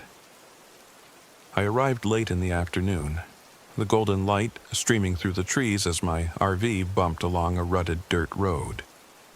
I'd planned to camp at a designated site near the swamp's edge, but just as I turned onto the narrow path leading to it, my RV sputtered and died. "Seriously?" I muttered, turning the key again. Nothing. It wasn't the first time my old RV had given me trouble, but breaking down miles from civilization was new. With no cell service and no tools to fix the engine, I had no choice but to grab my backpack, camera gear, and some essentials, and hike to the campsite. The air was thick and damp as I trudged along the overgrown path, mosquitoes buzzing in my ears. I felt the weight of the swamp pressing in on me, the way the dense trees seemed to block out the world. I told myself it was just the heat making me feel uneasy. The campsite was nothing special. A small clearing with a fire pit and a picnic table, surrounded by cypress trees. I set up my tent and unloaded my gear, trying to ignore the strange silence around me. Normally, places like this were alive with the sounds of birds and insects, but here, everything felt muted, as if the swamp itself was holding its breath. That night, as I sat by the fire, I heard it for the first time. A low, guttural sound coming from the trees. It wasn't a growl exactly, but something close. A deep, resonant noise that made my skin crawl. "Probably just a gator," I said aloud, more to convince myself than anything. But it didn't sound like any gator I'd ever heard. The next morning, I set out early with my camera, eager to shake off the unease. The swamp was breathtaking in the soft morning light, the water shimmering like liquid glass. I lost myself in the rhythm of photographing, crouching low to capture a heron mid-flight, the texture of moss on a tree, the reflection of the sky in the dark water. That's when I saw it. A large cypress tree stood apart from the others, its trunk gnarled and twisted like arthritic fingers. Carved into its bark were strange symbols, circles, lines, and what looked like a crude depiction of a figure with horns. I touched the carvings, the wood cool and rough under my fingers. For the first time since arriving, I felt a sharp stab of fear. Old graffiti, I told myself, though the symbols didn't look like anything a bored camper would scratch into a tree. A few yards away, I found a pile of bones arranged in a spiral pattern. They were small, bird bones maybe, but the way they were laid out was deliberate, ritualistic. I took a photo, though I couldn't explain why. That night, the swamp came alive. I sat by the fire listening to the crackle of burning wood and the distant hum of insects. Then I heard it again, the deep, guttural sound from the first night. Only now, it was closer. I grabbed my flashlight and swept it over the trees. Shadows danced across the twisted trunks, but nothing moved. Still, the sound didn't stop. It was joined by something else now, a faint chanting, rhythmic and low, coming from somewhere deep in the swamp. "Other campers," I whispered, though I knew that wasn't true. No one else was supposed to be here. The chanting grew louder, and with it came a flickering orange light, like fire, somewhere in the distance. I felt a pull, an almost magnetic urge to follow it. But something in me, the part that still had some sense, kept me rooted in place. The next morning, I decided to leave. I packed my gear and started back toward the RV, my heart pounding with every step. But no matter which direction I walked, I kept ending up back at the clearing. It didn't make sense. I'd been careful to mark the trail, but the swamp seemed to shift around me, the paths twisting and doubling back on themselves. By midday, I was exhausted and terrified. I sat by the fire pit trying to think when I noticed something I hadn't seen before, a small circle of stones near my tent. At first, I thought it was just another odd formation, like the bones. But when I leaned closer, I saw my name scratched into one of the stones. Evelyn. My blood ran cold. That night, I saw them. The chanting started again, louder this time, accompanied by the same flickering orange light. But now, it wasn't just sound and light. I could see them. Hooded figures moved through the trees, their faces hidden in shadow. They carried torches that cast long, jagged shapes across the water. At the center of their procession was a symbol made of fire, floating above the ground. A circle with the jagged lines radiating outward. I crouched low behind a fallen tree, my camera clutched to my chest.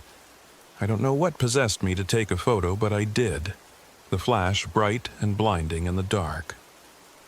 The chanting stopped.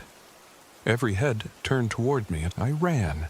Branches tore at my skin, and my boots sank into the swampy ground as I sprinted blindly through the trees. Behind me, I heard footsteps, heavy and deliberate, chasing me through the dark. I tripped and fell, my camera skidding out of reach. As I scrambled to my feet, I felt something grab my arm, a hand, cold and wet, its grip like iron. I turned and saw one of them, his hood thrown back to reveal a face that wasn't quite human. His eyes glowed faintly, like embers, and his mouth twisted into a grin that stretched too wide. I screamed and swung wildly, hitting him with my flashlight. The light shattered, and he released me, hissing like a wounded animal. Somehow, I found my way to a canoe. It was old and half submerged in the reeds, but it floated. I climbed in, my hands shaking as I pushed off with a broken branch. The swamp seemed alive around me, the water churning as if something huge was moving beneath it. The chanting started again, distant but growing louder, and I paddled harder, desperate to escape. Finally, after what felt like hours, I saw headlights through the trees. I paddled toward them, my arms burning, and stumbled onto a dirt road. A ranger found me there, soaked and shaking, babbling about hooded figures and fire. I never went back for my RV. The photos I took that night were blank. just black squares where the ritual should have been. I've tried to move on, but the swamp won't let me. Sometimes, in the dead of night, I hear the chanting again, faint and distant, as if calling me back. And I know, one day, it will find me.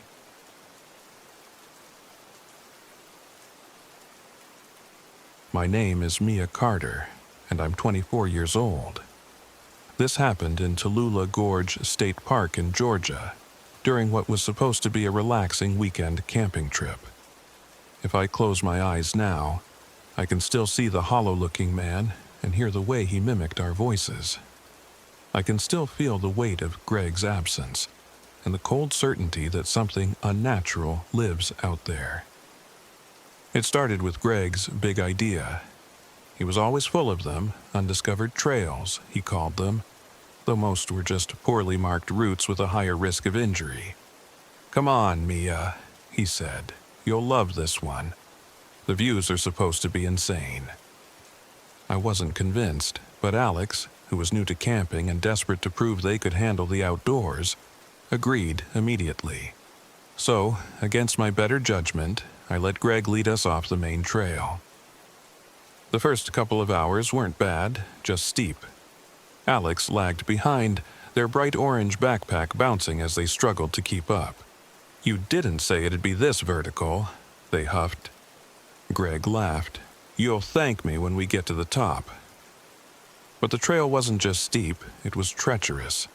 Loose rocks shifted underfoot, and the path narrowed to precarious ledges that made my heart race. By the time we found a spot to camp, the sun was low, and I was exhausted. "This is it," Greg announced, dropping his pack. "Perfect, right?" It was a small clearing near the edge of the gorge, with a view of the river below. I had to admit, it was beautiful. We set up camp as the sky turned a bruised shade of purple. Greg got the fire going, while Alex struggled with their old, borrowed tent. "This thing's ancient," they muttered, yanking at a bent pole. "Should have asked for a better loan," I teased, though I felt bad watching them wrestle with the thing. By the time we sat down to eat, the wind had picked up, carrying a strange dampness. It wasn't until after dinner that the first eerie thing happened. We were sitting around the fire joking about Greg's navigation skills when Alex froze. "Do you hear that?" "Hear what?" I asked. "That!" They pointed into the dark woods. I strained my ears. There it was, a faint whistling, high and wavering.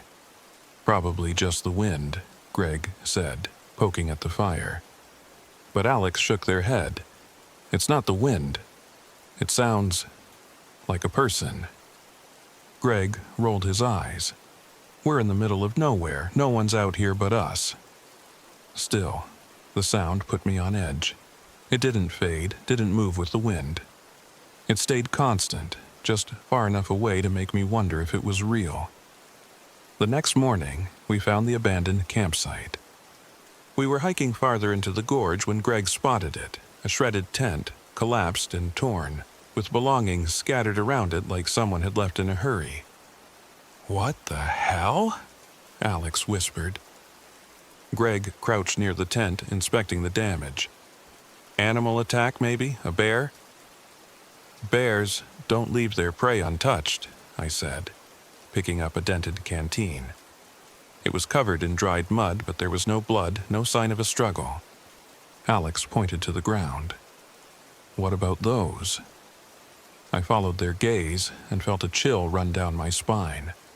Footprints surrounded the site, barefoot and human, but elongated, with toes that seemed too long, too thin. "Okay," Greg said, standing. "Let's keep moving." That night, the whistling came back, closer this time. We were sitting by the fire again when it started. Alex stiffened immediately, their eyes darting to the darkness. "It's back." Greg laughed nervously. "Relax, it's just—" "Shut up, Greg," I snapped, listening. The sound wasn't just closer, it was clearer, and it wasn't just whistling, it was mimicking. The tune Greg had been humming earlier drifted through the trees, pitch perfect and eerie. "Who's out there?" Greg called, standing.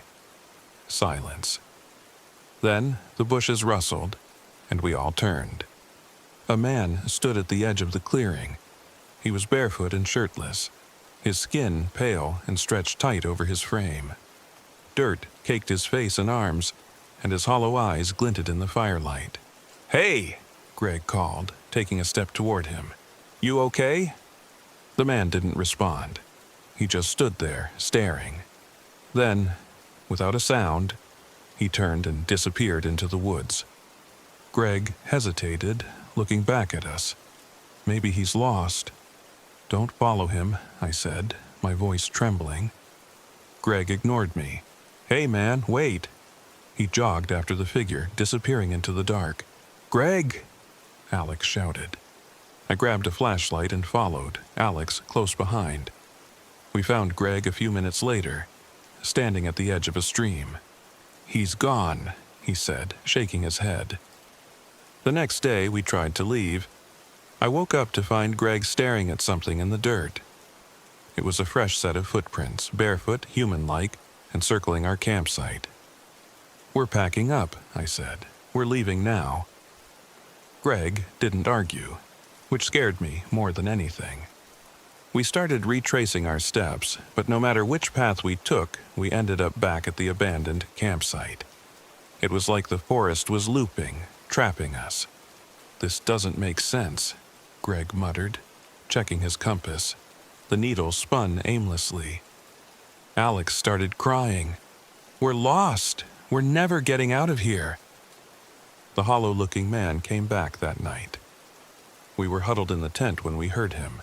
First, it was Greg's voice, calling for help, then mine, frantic and pleading. "Help me!" the voice cried. "Please!" Alex covered their ears, sobbing. "It's not real. It's not real." Greg grabbed the hatchet from his pack. "Stay here." "Don't be an idiot," I snapped, blocking his way. "It's trying to split us up." Before Greg could respond, the tent ripped open. The man stood there, his face inches from mine. His skin was even paler up close, his mouth twisted into a grin too wide for his face. He lunged, and chaos erupted. I grabbed a burning stick from the fire and swung it at him, forcing him back. Greg charged with the hatchet, but the man was fast, inhumanly fast. He dodged, disappearing into the trees. "We can't stay here," Greg panted. We ran blindly, the firelight fading behind us. It found us again at dawn. Greg was ahead, leading us toward what we hoped was the main trail. Suddenly, he screamed and collapsed, clutching his leg. The man stood over him, no longer hollow-looking, but bloated, like he'd been feeding. His grin widened as he reached for Greg. I didn't think. I grabbed a rock and smashed it into the man's head. He stumbled, giving me just enough time to pull Greg up. We ran, Greg limping and Alex sobbing, until we stumbled into a park ranger station. Greg didn't make it. By the time help arrived, he was feverish and rambling, his leg swollen and blackened. They said it was an infection, but I know better.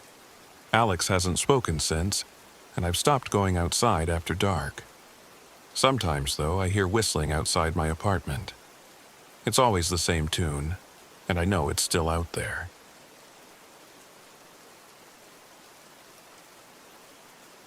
My name is Aaron Scott, and I'm 29 years old. This happened in early November, when the weather was turning cold and the trails at Providence Canyon were deserted. I'd driven my RV down to Georgia to find inspiration. I'm a musician, or at least I used to be before I hit a wall. Months had gone by without a single decent song, and I thought some time alone in nature might help. Providence Canyon seemed perfect, remote, stunning, and full of echoes that I imagined weaving into new melodies. But what I found there wasn't inspiration. It was something darker, something that still keeps me up at night. I arrived just after noon. the sun painting the red cliffs in golden light. The place was surreal, like stepping into another world. I parked my RV at a campsite near the canyon rim, where I had a view of the ravines stretching endlessly into the distance. The air was crisp, the kind that wakes you up and makes you feel alive. I spent the day exploring, walking the trails with my guitar strapped to my back and a small recording device in hand. The acoustics in the canyon were amazing. Even the smallest sounds bounced off the cliffs and came back distorted, richer somehow. I was sure I could make something out of it. A haunting intro, maybe, or a chorus that felt as endless as the sky. I was recording the sound of a breeze brushing through the trees when I heard footsteps behind me. I turned to see a park ranger, an older man with a weathered face and a wide-brimmed hat. "Enjoying the view?" he asked, his voice gruff but not unfriendly. "It's incredible," I said, gesturing toward the canyon. "Feels like the kind of place where magic happens." He chuckled. "Magic, huh? I've heard it called worse. You camping out here alone?" "Yeah," I said, suddenly aware of how isolated I was. He nodded, his expression turning serious. "Be careful near the edge, especially at night. The ground's unstable and people have been known to wander off trail and disappear." "Disappear?" I repeated, trying to sound casual. He shrugged. "You hear stories. Some say the canyon has a song of its own, something that gets in your head and pulls you deeper.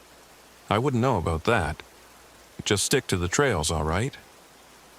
I promised I would, but as he walked away, his words lingered. A song in the canyon? It sounded like a legend, something you'd tell to spook tourists. But for someone like me, it was also a spark. A story that begged to be explored. That night, I sat outside my RV with my guitar, plucking at strings and jotting down lyrics in a notebook. The stars were bright overhead, and the canyon stretched out below like an open wound in the earth. Then I heard it. At first, it was just a faint melody carried on the wind. I thought it might be someone whistling, but it was too complex, too layered. It was beautiful, achingly sad, but impossible to ignore. I grabbed my recording device and hit record, leaning toward the edge of the canyon to capture the sound. But when I played it back, there was nothing. Just the rustle of leaves and my own breathing. The melody was still there, though, faint but persistent, and it seemed to be coming from somewhere deep in the canyon. I told myself it was probably the wind or some natural acoustics, but I couldn't shake the feeling that it was calling to me. The next morning, I was obsessed. I packed my gear and set out to find the source of the melody, convinced it would be the breakthrough I needed. I followed the sound down into the canyon, leaving the main trail behind. The deeper I went, the stranger things became. I found a rusted compass lying in the dirt, its needle spinning aimlessly.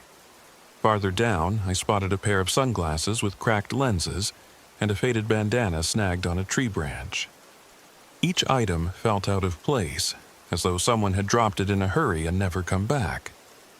Then I saw the sign. It was nailed to a tree, weathered and splintered, with words carved into it in jagged letters. "Beware the song." I stared at it, a chill running through me.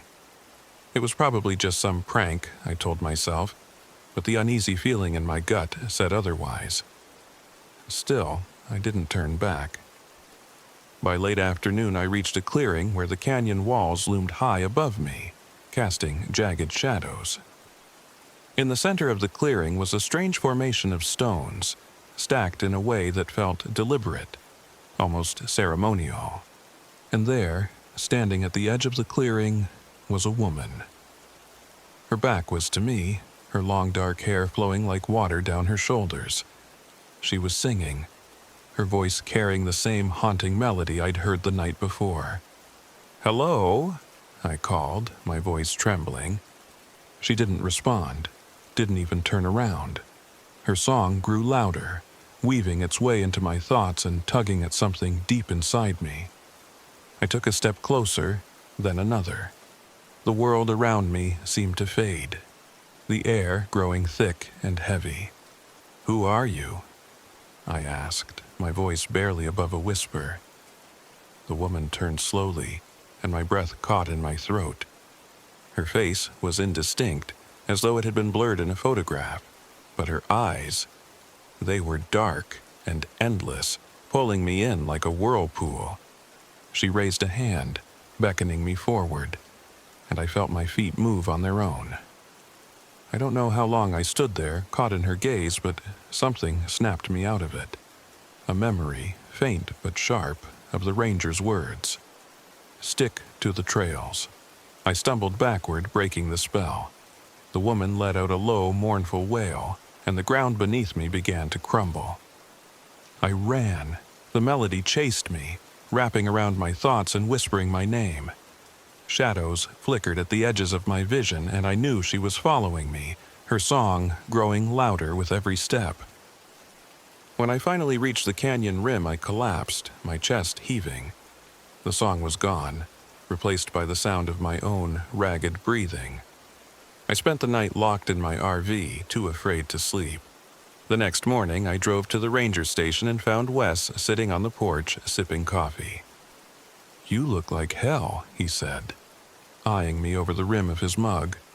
"I saw her," I said. "The woman. She was singing, and she tried to pull me in." He nodded slowly, as if this wasn't the first time he'd heard such a story. "People think it's just a legend," he said, "until they hear it for themselves. You're lucky you got away." I wanted to ask more, but the look in his eyes stopped me. There was no comfort there, no reassurance, just a quiet understanding that some things can't be explained. I left Providence Canyon that day, but the melody followed me. It's still with me now, weaving its way into my thoughts when I least expect it. I've written it down, played it on my guitar, tried to turn it into something beautiful. But it always feels wrong, like a wound that refuses to heal. I don't know what I heard in that canyon, or what would have happened if I'd taken her hand, but I do know this: not all songs are meant to be sung.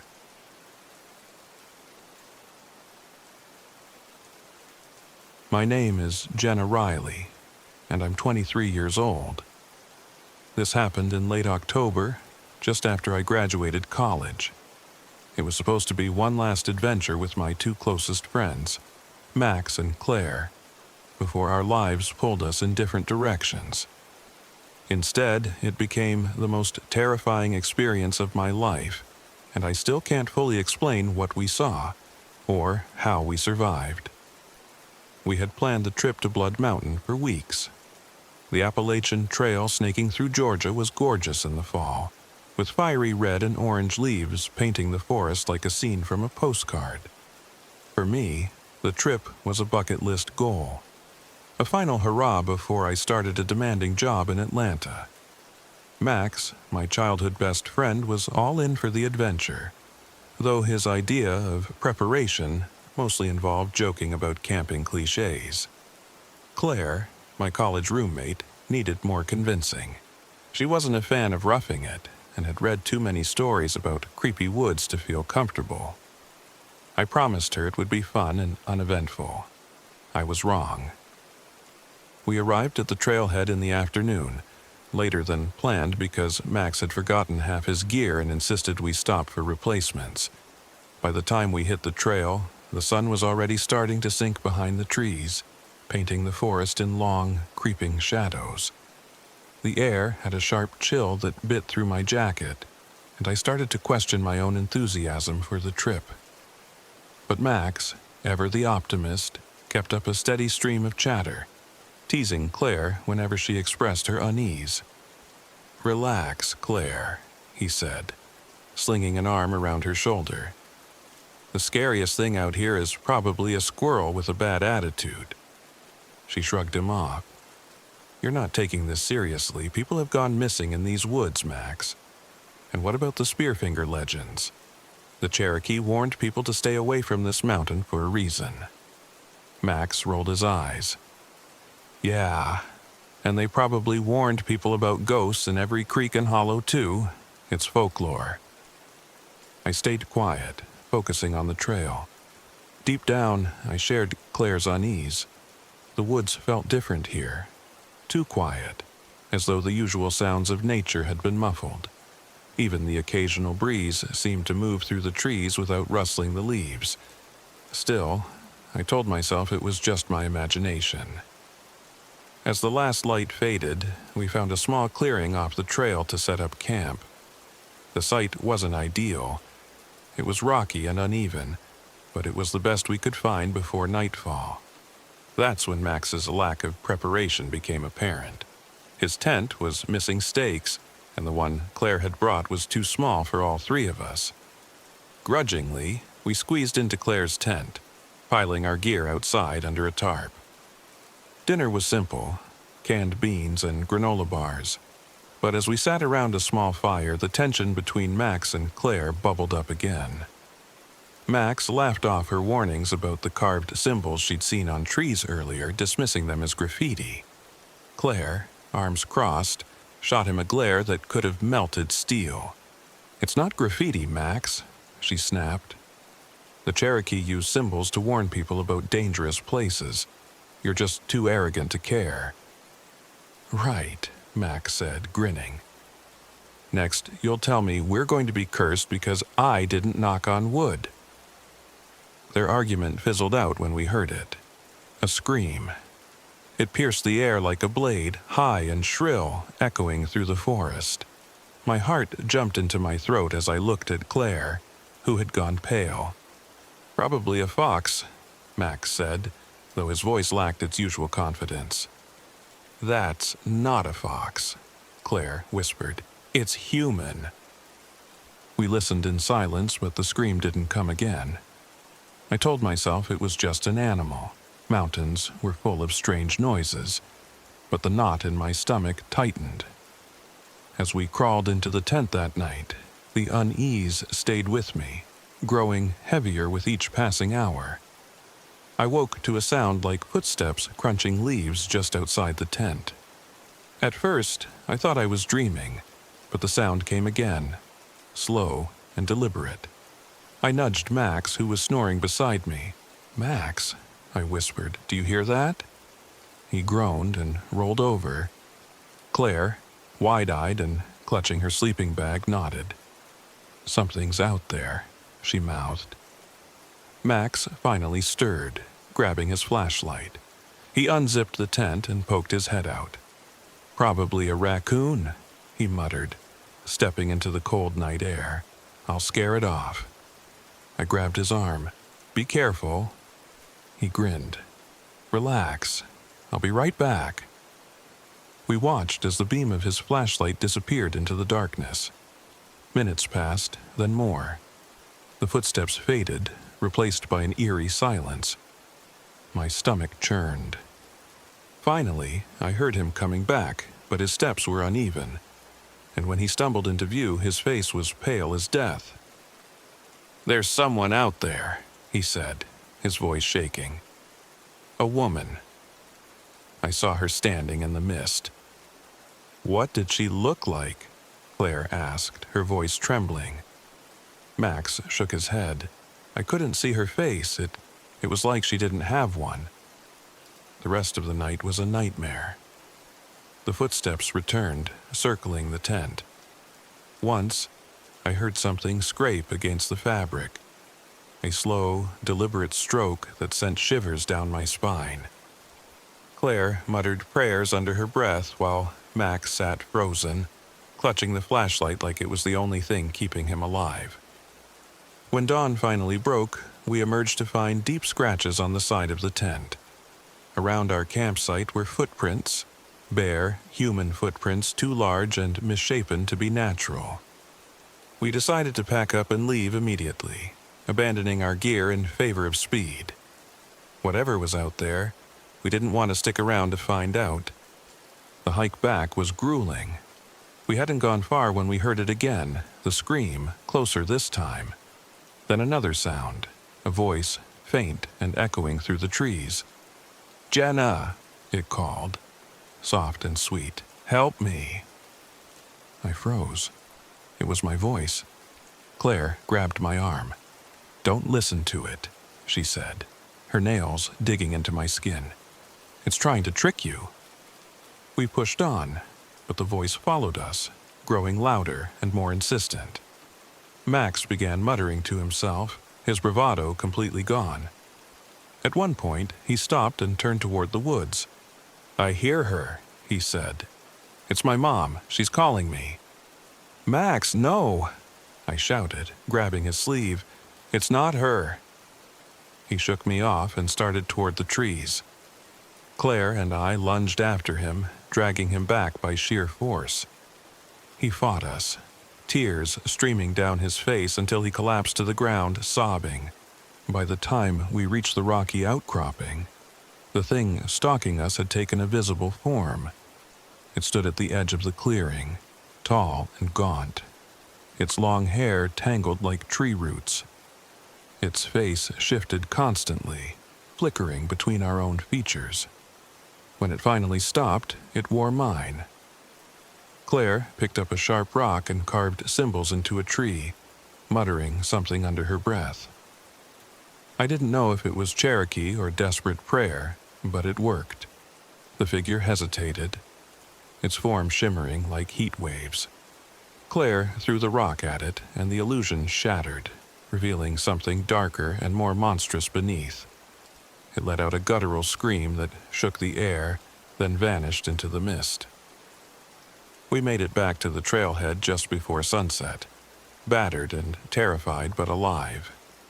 Max refused to speak about what happened, and Claire left as soon as we reached the safety of the nearest town. As for me, I couldn't stop thinking about the symbols Claire had carved or the stories she'd told about Spearfinger.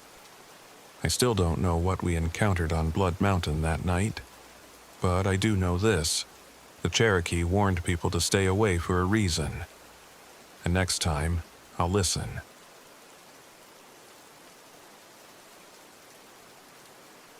My name is Daniel Price, and I'm 38 years old. This happened in late September, just a few months after my divorce. At the time, I was trying to pull myself together, find a sense of peace again. I thought I'd find it in nature, where silence isn't loneliness, just a state of being. That's why I took my RV down to the Okefenokee Swamp in Georgia, a place I'd dreamed of photographing for years. Instead of peace, I found something I still can't explain. I arrived on a muggy afternoon, the sun hanging low in the sky, its light shimmering over the black waters of the swamp. Okefenokee was stunning, the kind of place that begged to be captured on camera. I parked my RV at a small secluded campsite at the edge of the wilderness. The closest ranger station was miles away, and I had the entire area to myself. It was perfect, or so I thought. The first day was uneventful, a mix of exploring and setting up my gear. I spent hours wading through the swamp, careful not to disturb the environment as I captured photos of herons and sunbathing alligators. The air was heavy with the earthy smell of moss and decay, but it didn't bother me. If anything, it felt like exactly what I needed. An escape. As the sun dipped below the horizon, the swamp transformed. Mist crept out from the water, curling like smoke around the cypress trees. The calls of birds and frogs faded, replaced by an eerie, oppressive silence. It was a kind of quiet I'd never experienced before, like the entire swamp was holding its breath. That's when I heard the whispers. At first, I thought it was the wind, but as I stood outside my RV trying to make sense of it, I realized the sound wasn't coming from the trees. It was closer, softer, like voices murmuring just out of earshot. "Hello," I called, my voice breaking the stillness. The whispers stopped. I scanned the swamp with my flashlight, the beam cutting through the mist. Nothing moved. Nothing answered. Shaking off the unease, I locked myself in the RV and went to bed. The next morning, I met Ranger Eliza Martinez. She was patrolling the area, her green uniform stained with sweat, a machete hanging from her belt. "You're out here alone?" she asked, her eyebrows rising as she surveyed my campsite. I nodded.